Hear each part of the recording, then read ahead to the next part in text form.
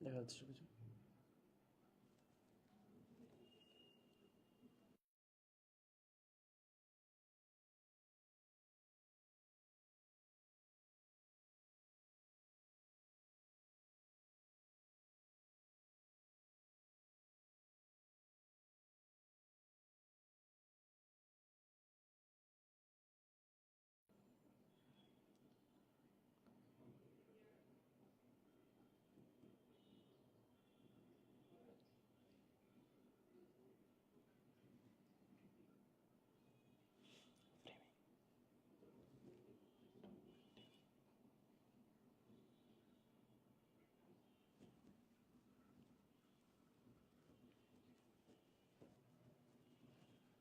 আসসালামু আলাইকুম, কি অবস্থা সবার? আশা করি অনেক ভালো আছো। আরও একটি নতুন লাইভে তোমাদের স্বাগতম। আজকে আমি তোমাদের সাথে আছি মোহাম্মদ আমানুল্লাহ, ঢাকা নার্সিং কলেজ, ঢাকা। তোমরা একটু দ্রুত জয়েন হয়ে যাও, আমরা লাইভটা দ্রুতই শুরু করবো ইনশাল্লাহ। তোমরা প্লিজ একটু দ্রুত জয়েন হয়ে যাও, আমরা লাইভটা দ্রুতই শুরু করব। এবং তোমরা তোমাদের ফ্রেন্ড সার্কেল যারা আছে তাদেরকে একটু দ্রুত মেনশন করে দাও, কেমন? ভাইয়াপুরা আর একটু জানাও যে তোমরা সাউন্ড ক্লিয়ার শুনতে পাচ্ছ কিনা, তোমরা সাউন্ড ক্লিয়ার শুনতে পাচ্ছ কিনা, ভিডিও ক্লিয়ার দেখতে পাচ্ছ কিনা, এটা একটু জানাও। আমি তোমাদের কমেন্ট চেক করতেছি, একটু দ্রুত জানাও তোমরা সাউন্ড ঠিক মতো শুনতে পাচ্ছ কিনা এবং ভিডিও ঠিক মতো দেখতে পাচ্ছ কিনা। ওকে, আচ্ছা, ওকে, আশা করি সবকিছু ঠিকঠাক আছে। অনেকে সালাম দিয়েছো, আসসালামু আলাইকুম ভাইয়া। ওয়ালাইকুম আসসালাম। তোমরা কি শুনতে পাচ্ছ ভাইয়া? ওকে, থ্যাংক ইউ। তাহলে চলো আজকের ক্লাসটা আমরা শুরু করব। তার আগে তোমাদের যেটা বললাম যে বন্ধু বান্ধবদের মেনশন করে দাও। আজকের ক্লাসে আমরা কি কি শিখব সেটা নিয়ে একটু কথা বলি, ঠিক আছে? আজকের ক্লাসটা মূলত অ্যানালাইসিস ক্লাস, যে ভর্তি পরীক্ষায় নার্সিং ভর্তি পরীক্ষা 2025-26 কোন কোন সেগমেন্ট থেকে আমাদের কোশ্চিনগুলো বারবার আসে, কোন টপিকগুলো বেশি গুরুত্বপূর্ণ, এই জিনিসগুলো আমরা আজকের ক্লাসে হাইলাইট করার চেষ্টা করব, ঠিক আছে? আজকের ক্লাসে আমরা অনেক কিছু শিখবো, তার মধ্যে একটা সবচেয়ে গুরুত্বপূর্ণ জিনিস যেটা প্রশ্ন ব্যাংক অ্যানালাইসিস। কিভাবে আমরা বুঝবো যে কোন টপিকটা গুরুত্বপূর্ণ, কোন টপিকটা আমার পড়া উচিত, ঠিক আছে? কারণ নার্সিং ভর্তি পরীক্ষা এমন একটা পরীক্ষা যেখানে তোমার সবকিছু কিন্তু গুরুত্বপূর্ণ না, কোনো ভর্তির পরীক্ষাতেই সবকিছু গুরুত্বপূর্ণ না। একটা প্রত্যেকটা পরীক্ষার, প্রত্যেকটা মেডিকেল বলো, ইঞ্জিনিয়ারিং বলো, জাবি, রাবি, ঢাবি, যে কোনো ভর্তি পরীক্ষা, ঠিক আছে, যে কোনো ভার্সিটির ভর্তি পরীক্ষার কিন্তু নির্দিষ্ট একটা প্যাটার্ন থাকে, বুঝতে পারছো? ধরো রাজশাহী বিশ্ববিদ্যালয়ের যে কোশ্চিন প্যাটার্ন এবং জাবি জাহাঙ্গীরনগর বিশ্ববিদ্যালয়ের যে কোশ্চিন প্যাটার্ন সেটা কিন্তু সেম না। তেমনি ভাবে কোনো ভর্তি পরীক্ষার সাথেই নার্সিং এর কোশ্চিন প্যাটার্নের কোনো মিল নাই। মিল আছে, কিন্তু সব যে মিলে যাবে এমনটা না, বুঝতেছো? তাহলে যেই কোন জিনিসটা আমাদের পড়তে হবে, কোন জিনিসটা পড়তে হবে না, এটা জানা খুবই জরুরি। অনেক মানুষ আছে যারা প্রচন্ড পরিশ্রম করে, কিন্তু কোন জায়গায় পরিশ্রমটা করা উচিত, কিভাবে পরিশ্রমটা করা উচিত সেটা অনেকে জানে না। এর জন্যই চান্সটা মিস হয়। সেজন্য কি দরকার? একজন দক্ষ গাইডার, যে তোমাকে সুন্দরভাবে গাইড করে নিয়ে যাবে, যে বুঝবে তোমার কোনটা প্রয়োজন, কোনটা প্রয়োজন নেই। আমরা আজকের ক্লাসে তোমাদের সকল কিছু নিয়ে ডিসকাস করব, যে কোনগুলো লাগবে, কোনগুলো লাগবে না, কোনগুলো পড়া প্রয়োজন, কোনগুলো পড়লে আবার চান্স হবে না। এখন কেমন কথা ভাই, এতদিন তো শুনে আসছি যে যত পড়বো তত জানবো তত চান্স পাওয়া সুদূর হবে। না, বিষয়টা এমন না। বিষয়টা হইতেছে অ্যাডমিশন সেগমেন্টে জানবা ঠিক আছে, কিন্তু অযথা জিনিস যায় না, তোমার মাথায় প্রেশার বাড়বে। কারণ ওই জিনিসটা যদি ইমপ্লিমেন্ট না করার জায়গা থাকে, কোথায় তুমি দেখাবা? অ্যাডমিশন টেস্টে যদি ওই কোশ্চেনটা না আসে, ওই ধরনের কোশ্চেন যদি বিগত সালে না আসে, তাহলে ওইটা আমি কেন পড়বো? কথা কি বুঝতে পারছো? ওইটা পড়ার তো আমার দরকার নাই। এগুলো তোমাকে জানতে হবে। ধরো আজকের ক্লাসে তোমাকে আমি সুন্দর করে বুয়েটে আসে একটা ম্যাথ সুন্দর করে সলভ করে দিলাম, বললা ভাইয়া তো হেভি পারে, আমি মানে ক্লাস হেভি করাইছে, কিন্তু ভাই ওখান থেকে কোনো কোশ্চেন আসবে না, তোমার লাভটা কি? সময় নষ্ট, সবকিছু নষ্ট, পরিশ্রম নষ্ট, সব নষ্ট, ঠিক আছে? তাহলে কি বুঝতে হবে কোন জিনিসগুলো আসতেছে, কোন জিনিসগুলো আসতেছে না।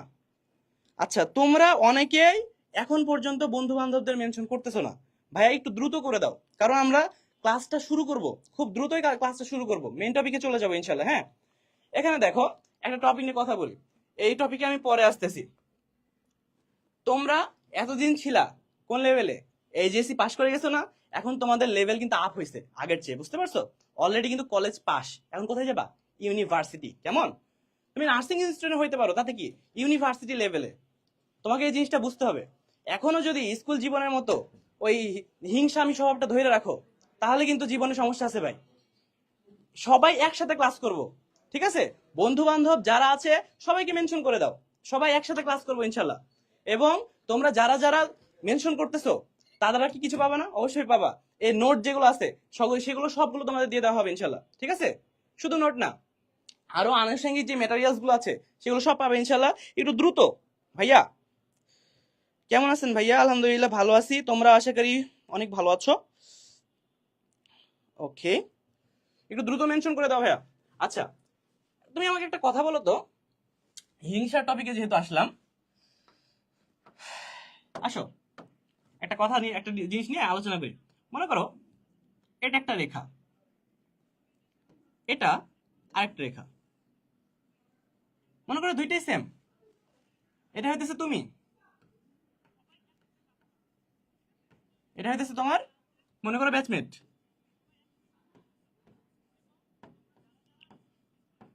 ঠিক আছে? সাপোজ যে এটা তোমার ব্যাচমেট। এখন কথা হইতেছে যে তুমি আর তোমার ব্যাচমেট, এখন তুমি চাচ্ছ যে জীবনে ভালো কিছু করতে। এখন তোমাকে কি করতে হবে বলো তো? এই দুইটা রেখা, এটা কিন্তু একটা কি বলা যায় ফেমাস এক্সাম্পল, এর আগে হয়তো শুনে থাকতে পারো, যে এই দুইটা রেখা যদি বড় করতে চায়, তো তুমি যদি এর ছোট করো ওইটা ভালো হবে, নাকি নিজেকে আরেকটু বড় করো তাহলে সেটা ভালো হবে? তুমি নিজেকে যদি আরেকটু বড় করতে পারো, তোমার পারিপার্শ্বিক মানুষের সাপেক্ষে তুমি নিজেকে যদি আরেকটু বড় করতে পারো ভাই, তাহলে তুমি সফল। অন্যের পিছনে লেগে থেকে তো আমাদের লাভ নাই। আমাদের কি করতে হবে? নিজেকে বড় করতে হবে, ঠিক আছে? আর মনে কোনো হিংসা রাখা যাবে না। এতদিন যেটা করে আসছো সেগুলো সব বাদ। এখন কি করতে হবে? সবাই একসাথে সুন্দরভাবে পড়তে হবে, ঠিক আছে? এবং সময় নষ্ট করা যাবে না। ওকে, এই অ্যাডমিশন সিজনে খুব সতর্ক, সময় যেন নষ্ট না হয়। আচ্ছা শোনো, তোমরা এইচএসসি পরীক্ষা দিছো, এইচএসসি পরীক্ষা দিয়ে একটা জিনিস রিয়েলাইজ করছো না? এইচএসসি, এই যে এইচএসসি তোমরা 25 ব্যাচ এইচএসসি পরীক্ষাটা দিলা, কোন জিনিসটা রিয়েলাইজ করছো বলো তো ভাইয়া? তোমরা এইচএসসি 25 ব্যাচ যারা আছো, পরীক্ষা দেওয়ার পরে কোন জিনিসটা রিয়েলাইজ করছো? যে ভাইয়া আমি যদি আরেকটু ভালো করে পড়তাম তাহলে আমার জন্য পরীক্ষার হলটা আরেকটু ভালো হইতো। আমার জন্য কি হইতো? আরেকটু ভালো হইতো, আমি আরেকটু মানে ভালো পরীক্ষা দিতে পারতাম, আরো কনফিডেন্সের সাথে পরীক্ষা দিতে পারতাম। তো এই যে নিজের মধ্যে আত্মবলব্ধি আসছে না, এটা কিন্তু এতদিন ছিল না, এইচএসসি দেওয়ার আগ পর্যন্ত কিন্তু এটা ছিল না, ঠিক আছে? তেমনি ভাবে যেদিন তোমার nursing admission test, nursing admission test 25-26, এই পরীক্ষাটা হয়ে যাবে না? এই পরীক্ষাটা যেদিন হবে, পরীক্ষার হল থেকে বের হয়ে আফসোস করবা এখন যদি সময়গুলোকে কাজে না লাগাও, যে হাই আমি যদি ওই সময়গুলোকে আর একটু সুন্দরভাবে ইউজ করতাম, আর একটু গুছায় প্রিপারেশনটা নিতাম, আর একটু অভিজ্ঞ মানুষের সাহচর্যে থাকতাম, কি আসবে কি না আসবে এবং সুন্দরভাবে যদি গুছাইতাম, এত যদি রিলস না দেখতাম। বুঝতেছো জিনিসগুলো? তোমরা কি বুঝতে পারতেছো কথা আমি কি বলতে চাচ্ছি? তোমরা কি বুঝতে পারতেছো সবকিছু? ওকে, তোমরা আশা করি বুঝতে পারতেছো জিনিসগুলো। তাহলে কি করতে হবে আমাদের? আমাদের যেটা করা উচিত সেটা হইতেছে মনের মধ্যে হিংসা বিদ্বেষ না রেখে সুন্দর করে একটা সুন্দর মনে অ্যাডমিশনের যাত্রা শুরু করা। এইচএসসি পরীক্ষা কিন্তু শেষ, এইচএসসি পরীক্ষা যেহেতু শেষ, এখন তোমাদের যেটা করণীয় হবে যে একটা টপিক, একটা সুন্দর একটা গাইডলাইন ধরে আগানো। এই গাইডলাইনটা যে কোনো ভাইয়া, অভিজ্ঞ ভাইয়া, যে কোনো ভাইয়া না, একজন অভিজ্ঞ ভাইয়া সাহায্য থেকে নিতে হবে। আমার কাছ থেকে নিতে হবে এমন না, হালকা স্টাইন থেকে নিতে হবে এমন না, তুমি যেখান থেকে নাও নাও, কিন্তু কথা হইতেছে সেটা হইতে হবে তোমার অ্যাকুরেট, ঠিক আছে? যে তোমাকে সঠিক দিক নির্দেশনা দিতে পারবে, বুঝছো? যে নাম বেচে খাই তার কাছে না, সাবধান। ওকে, আচ্ছা তাহলে আমাদের যে টপিকটা ছিল, তোমাদের এটা গত বছর অফলাইন ক্লাসের ছবি, বুঝছো? তোমাদের গত বছর এটা অফলাইন ক্লাসের ছবি, অনেক মিস করি তোমাদের। এক বছর অ্যাডমিশন হয়েছে প্রায়, তো তোমাদের অ্যাডমিশন পরীক্ষা শেষ হয়েছে 3 মাস আগে, এখন পর্যন্ত অফলাইন ক্লাসে যায় নাই। ইনশাল্লাহ খুব শীঘ্রই দেখা হবে। আচ্ছা যাই হোক, শোনো, প্রথমে মান বন্টনটা নিয়ে একটু কথা বলি, যে নার্সিং অ্যাডমিশন টেস্টে আমাদের মান বন্টন কি, ঠিক আছে? এই মান বন্টন গুলো তোমার অনেক গুরুত্বপূর্ণ। আচ্ছা, তার আগে আসো যে তোমরা জানো নার্সিং অ্যাডমিশন টেস্টের মানবন্টন সম্পর্কে আশা করি তোমরা ধারণা রাখো, কিন্তু গত বছর কিন্তু চেঞ্জ হয়েছে, তার আগের বছর অনুযায়ী কিন্তু গত বছর পরীক্ষাটা হয় নাই, এবারও চেঞ্জ হওয়ার সম্ভাবনা থাকতে পারে। ঠিক আছে, আচ্ছা আসো দেখি যে কারা কারা মানে এই ভর্তি পরীক্ষাতে অংশগ্রহণ করতে পারবে। তারা হইতেছে এইচএসসি 21, 22 এবং 23 ব্যাচ, এবং এইচএসসি 23, 24 এবং 25 ব্যাচ। এই তিনটা ব্যাচের যে শিক্ষার্থী আছে তারা কি করতে পারবে, এই পরীক্ষায় অংশগ্রহণ করতে পারবে। নার্সিং ভর্তি পরীক্ষায় থার্ড টাইমার চালু আছে, বুঝছো? ঢাবিতে অনলি একবার, জীবনে একবার চান্স, হয় চান্স পাবা না হলে ছিটকে যাবা, বুঝছো? বুয়েট জীবনে একবার চান্স, মেডিকেল 2বার চান্স, অন্যান্য কিছু ভার্সিটি 2বার চান্স, নার্সিং এ 3বার চান্স। বুঝতেছো? তো যারা তোমরা এইচএসসি 23 ব্যাচ আছো তারাও জীবনে শেষবারের মতো এই ভর্তি পরীক্ষায় অংশগ্রহণ করতে পারবা।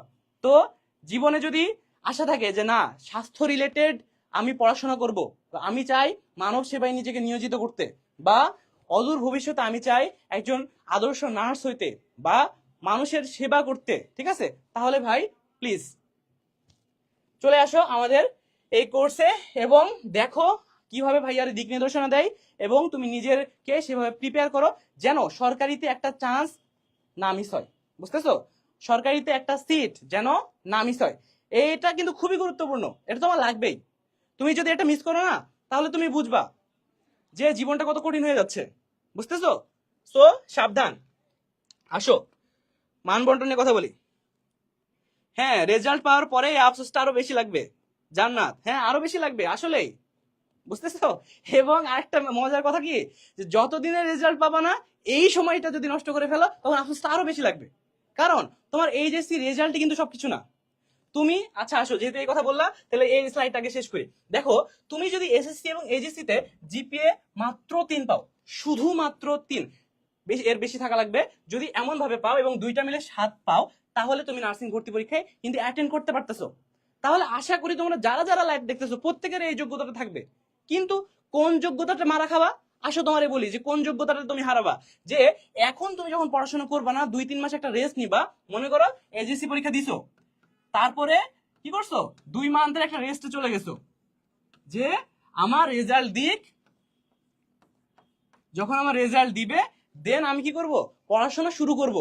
যদি এই মেন্টালিটি রাখো তাহলে যে স্টুডেন্টটা 2 মাস হইতেছে পড়াশোনা করতেছে সে তোমার চেয়ে আগে গেল না। তুমি কি বুঝতে পারতেছো জিনিসটা? তো এই জিনিসটা করা যাবে না। এটা তোমার এসএসসি পরীক্ষা না যে তুমি এসএসসি পরীক্ষা দিয়ে এখন রেস্ট নিবা, এখন ট্যুরে যাবা। এই জিনিস এই সময় না, এই সময় আছে। তুমি একবার চান্স পাওয়ার পরে অনেক সময় পাবা।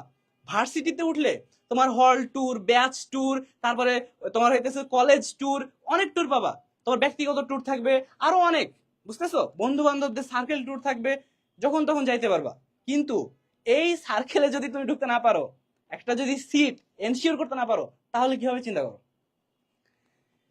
ওকে, তাহলে এটা গেল। এখন আসি মান বন্টনের কথায়। যে মান বন্টন কি দেখতেছি, যে বিএসসি এর ক্ষেত্রে বাংলাতে 20, ইংরেজিতে 20, গণিতে 10, জীববিজ্ঞানে 20, পদার্থ বিজ্ঞানে 10, রসায়নে 10 এবং সাধারণ জ্ঞানে 10, ঠিক আছে? এবং ডিপ্লোমাদের ক্ষেত্রে হালকা একটু চেঞ্জ আছে। চেঞ্জ কি, এখানে দেখো আমাদের বিজ্ঞানের যে সাবজেক্ট, সায়েন্সের যে সাবজেক্টগুলো ছিল সেগুলোতে মানবন্টন ছিল 40, কিন্তু নার্সিং ভর্তি পরীক্ষার ডিপ্লোমাদের জন্য এটা হইতেছে 30। তাহলে কোন জিনিসটা বাড়ছে, সাধারণ জ্ঞানে 10 মার্ক ইনক্রিজ হয়েছে, বুঝতেছো? এখানে সাধারণ জ্ঞান ছিল 10, ওখানে সাধারণ জ্ঞান পরীক্ষা দিতে হবে 20। তাহলে যারা তোমরা কি করবা, বিএসসি তে পরীক্ষা দিবা, সাধারণ জ্ঞান পড়তে হবে। সাধারণ জ্ঞান 10 মার্ক বলে যে কম পড়বো তা না, এটাও অনেক পড়তে হবে, কারণ 10 মার্ক অনেক কিছু, 1 মার্কই অনেক কিছু, আর 10 মার্ক তো প্রশ্নই আসে না, ঠিক আছে? আচ্ছা, তাহলে আর যারা ইয়াতে আসো ডিপ্লোমাতে, এই জিনিসটাতে ফোকাস রাখো। তোমরা যখন পড়াশোনা করবা কোন জিনিসটা দেখে আগাবা জানো, আমার কোন সাবজেক্টে মার্ক কতটুকু আছে, আমার কোন সাবজেক্টে মার্ক কতটুকু আছে, এই অনুযায়ী প্রিপারেশন নিবা। ধরো তোমার বায়োলজি সাবজেক্ট হেভি পছন্দের সাবজেক্ট, ভাই সেরা, মানে আমার হেভি ভালো লাগে, যদি এমনটা হয় এবং বায়োলজি যদি প্রথম থেকে খুঁটিনাটি ধরে ধরে পড়া শুরু করো, ভাই তোর মারা কেউ ঠেকাইতে পারবে না। কারণ কি ভাই, এই কথা বলতেছেন কেন? কারণ হইতেছে তোর বায়োলজি সব জিনিস তো লাগবে না। যখনই তুমি একটা সাবজেক্টে সবচেয়ে বেশি ইফোর্ট দিবা, অন্য সাবজেক্ট ইফোর্টটা কমে যাচ্ছে। তুমি যদি সবকিছু মেনটেন করতে পারো, স্যালুট। কিন্তু যদি একটা সাবজেক্ট পড়তে যে আর একটা সাবজেক্ট পড়া কমায় দাও, ভাই জীবনে অনেক বড় ক্ষতি হয়ে যাবে। সাবধান, সময় শেষ হওয়ার আগে সাবধান। ওকে, সময় শেষ হওয়ার আগে সাবধান হইতে হবে তোমার। আসো, তারপরে যেটা বলতেছিলাম, এখানে আরো কয়েকটা টপিক ছিল বুঝছো, মানবন্টন দেখছি। ওকে, আজকের ভিডিওতে আমরা প্রশ্ন ব্যাংক নিয়ে কথা বলবো, কোশ্চিন প্যাটার্ন নিয়ে কথা বলবো, কি পড়বো কি বাদ দিব এগুলো নিয়েও কথা বলবো, এবং কিছু হট টপিক থাকবে ভিডিওর মাঝে, সিক্রেট পরে বলবো নি। আচ্ছা, একটু জানাও তো এখন যে তোমরা কে কোথায় থেকে ক্লাস করতেছো। তোমরা আমাকে একটু দ্রুত জানাও যে কে কোন ডিস্ট্রিক্ট থেকে ক্লাস করতেছো, এবং তোমাদের এইচএসসি ব্যাচ কত, তোমাদের এইচএসসি ব্যাচ কত, এটা একটু দ্রুত জানাও।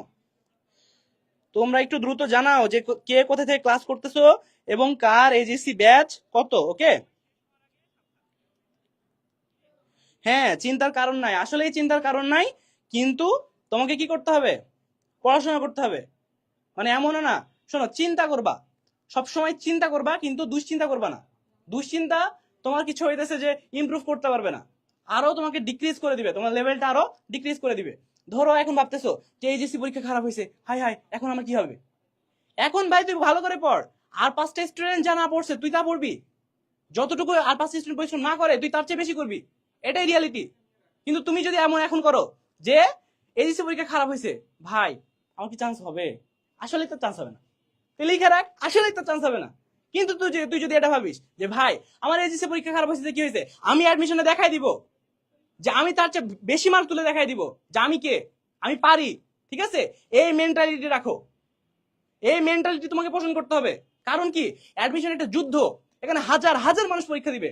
নার্সিং অ্যাডমিশন টেস্টে তোমার গত বছরে প্রায় 1 লাখের উপর স্টুডেন্ট পরীক্ষা দিছে, চান্স পাইছে কত, 5,000।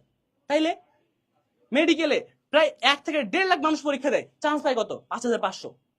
তোমার বুয়েটে হাজার হাজার মানুষের স্বপ্ন, তো চান্স পায় কত, তো এরা পায় না কেন, কারণ এরা পরিশ্রম কম করে, এবং কিছু মানুষ আছে গাধার মতো খাটে, তারা জানে না কোন জিনিসটা গুরুত্বপূর্ণ কোন জিনিসটা না। তুমি যখন এই ফেজটা পার করে আসবে না, একবার যদি চান্সটা মিস হয় তাহলে দেখবা যে মনে হবে যে আমিও তো পড়ছিলাম, আমার হয়তো ভাগ্য খারাপ। ভাগ্য খারাপ, কিন্তু সাথে সাথে আরেকটা জিনিস মিস ছিল, যে তুমি হইতেছে কোশ্চিন ব্যাংক অ্যানালাইসিস করে সুন্দর করে পড়ো নাই। এগুলো তোমাকে জানতে হবে, এগুলো জানা ছাড়া তোমার ভবিষ্যৎ কিন্তু খারাপ আছে, বুঝছো। ওকে, রংপুর এজিসি 25, এজিসি 24, এজিসি 24। ওকে, তোমরা একটু দ্রুত জানাও। ঢাকা এজিসি 26, স্যালুট, তোরা সামনে বছর দিবি ভাই, সাবাস সাবাস, তোরা সামনে বছর পরীক্ষা দিবি, এখন থেকে প্রিপারেশন নে। আচ্ছা, আসো আমরা ক্লাসটা কি শুরু করবো, তোমরা একটু জানাও তো যে এত দূর কি বুঝতে পারতেছো। একটা জিনিস চিন্তা করো, তুমি যখন এসএসসি তে ছিলা, তুমি কোথায় ছিলা যখন এসএসসি তে ছিলা, এসএসসি তে ছিল অনেকেরই সায়েন্স ছিল, তখন ভাবছিলা যে তোমরা যারা বিএসসি তে আসো যে ভাই এখন তো এইচএসসি তে সায়েন্স নিব, এখন সায়েন্স যেমনি নিছো অমনি টার্গেট, ভাই বুয়েট, ভাই ঢাকা বিশ্ববিদ্যালয়, এছাড়া মাথার বাইরে কোনো চিন্তাই ছিল না, এছাড়া মাথার বাইরে কোনো চিন্তাই ছিল না। আচ্ছা, সায়েন্সের কথা বাদ দিলাম, যারা অন্যান্য সাবজেক্ট গিয়ে যায় ফ্যাকাল্টি চয়েস করছো, ধরো আর্টস বা কমার্স, একটা বিশাল টার্গেট ছিল না যে জীবনে এই হইতে হবে, এই হইতে হবে। কিন্তু তোমার এই 2টা বছর পর এসে দেখো এই টার্গেটটা কোথায় নামে আসছে, এই টার্গেটটা ডিক্রিজ হয় নাই। কেন ডিক্রিজ হয়েছে আমি তোমারে বলি, এই 2টা বছর যেভাবে পরিশ্রম করার কথা ছিল তুমি সেভাবে করো নাই, বিশ্বাস করো তুমি সেভাবে করো নাই। যদি করতা তাহলে আজকে তোমার টার্গেটটা নামতো না, তোমার টার্গেট বুয়েটই থাকতো, তোমার টার্গেট ঢাকা বিশ্ববিদ্যালয় থাকতো। আমি বলতেছি না যে ঢাকা বিশ্ববিদ্যালয় বা বুয়েটের চেয়ে এটা কমা বা এটা এই, আমি কম্প্যারিজনে যাচ্ছি না। আলাদা, প্রত্যেকটা প্রফেশনের আলাদা একটা সৌন্দর্য আছে। নার্সিং এর যে সৌন্দর্য তোমার বুয়েট ঢাবি দিয়ে হবে না, ঢাবির যে সৌন্দর্য তা বুয়েট দিয়ে হবে না, বুঝতেছো। মেডিকেলের যে সৌন্দর্য তুমি ইঞ্জিনিয়ারিং এ সেটা পাবা না, ঠিক আছে। তাহলে তোমার বুঝতে হবে যে আলাদা আলাদা প্রফেশনের আলাদা আলাদা সৌন্দর্য। কিন্তু তুমি কি করছো, নিজেকে শেষ করছো তিলে তিলে। প্রত্যেক দিন, প্রত্যেক দিন তুমি নাকি মার্ক জুকারবার্গের 2 তালি ভাত হবে বলে তুমি নাকি দিনে 8 ঘন্টা ফেসবুক চালাও। চিন্তা করা যায়, দিনে 8 ঘন্টা 10 ঘন্টা শুধু রিলস দেখো, শুধু রিলস আর রিলস।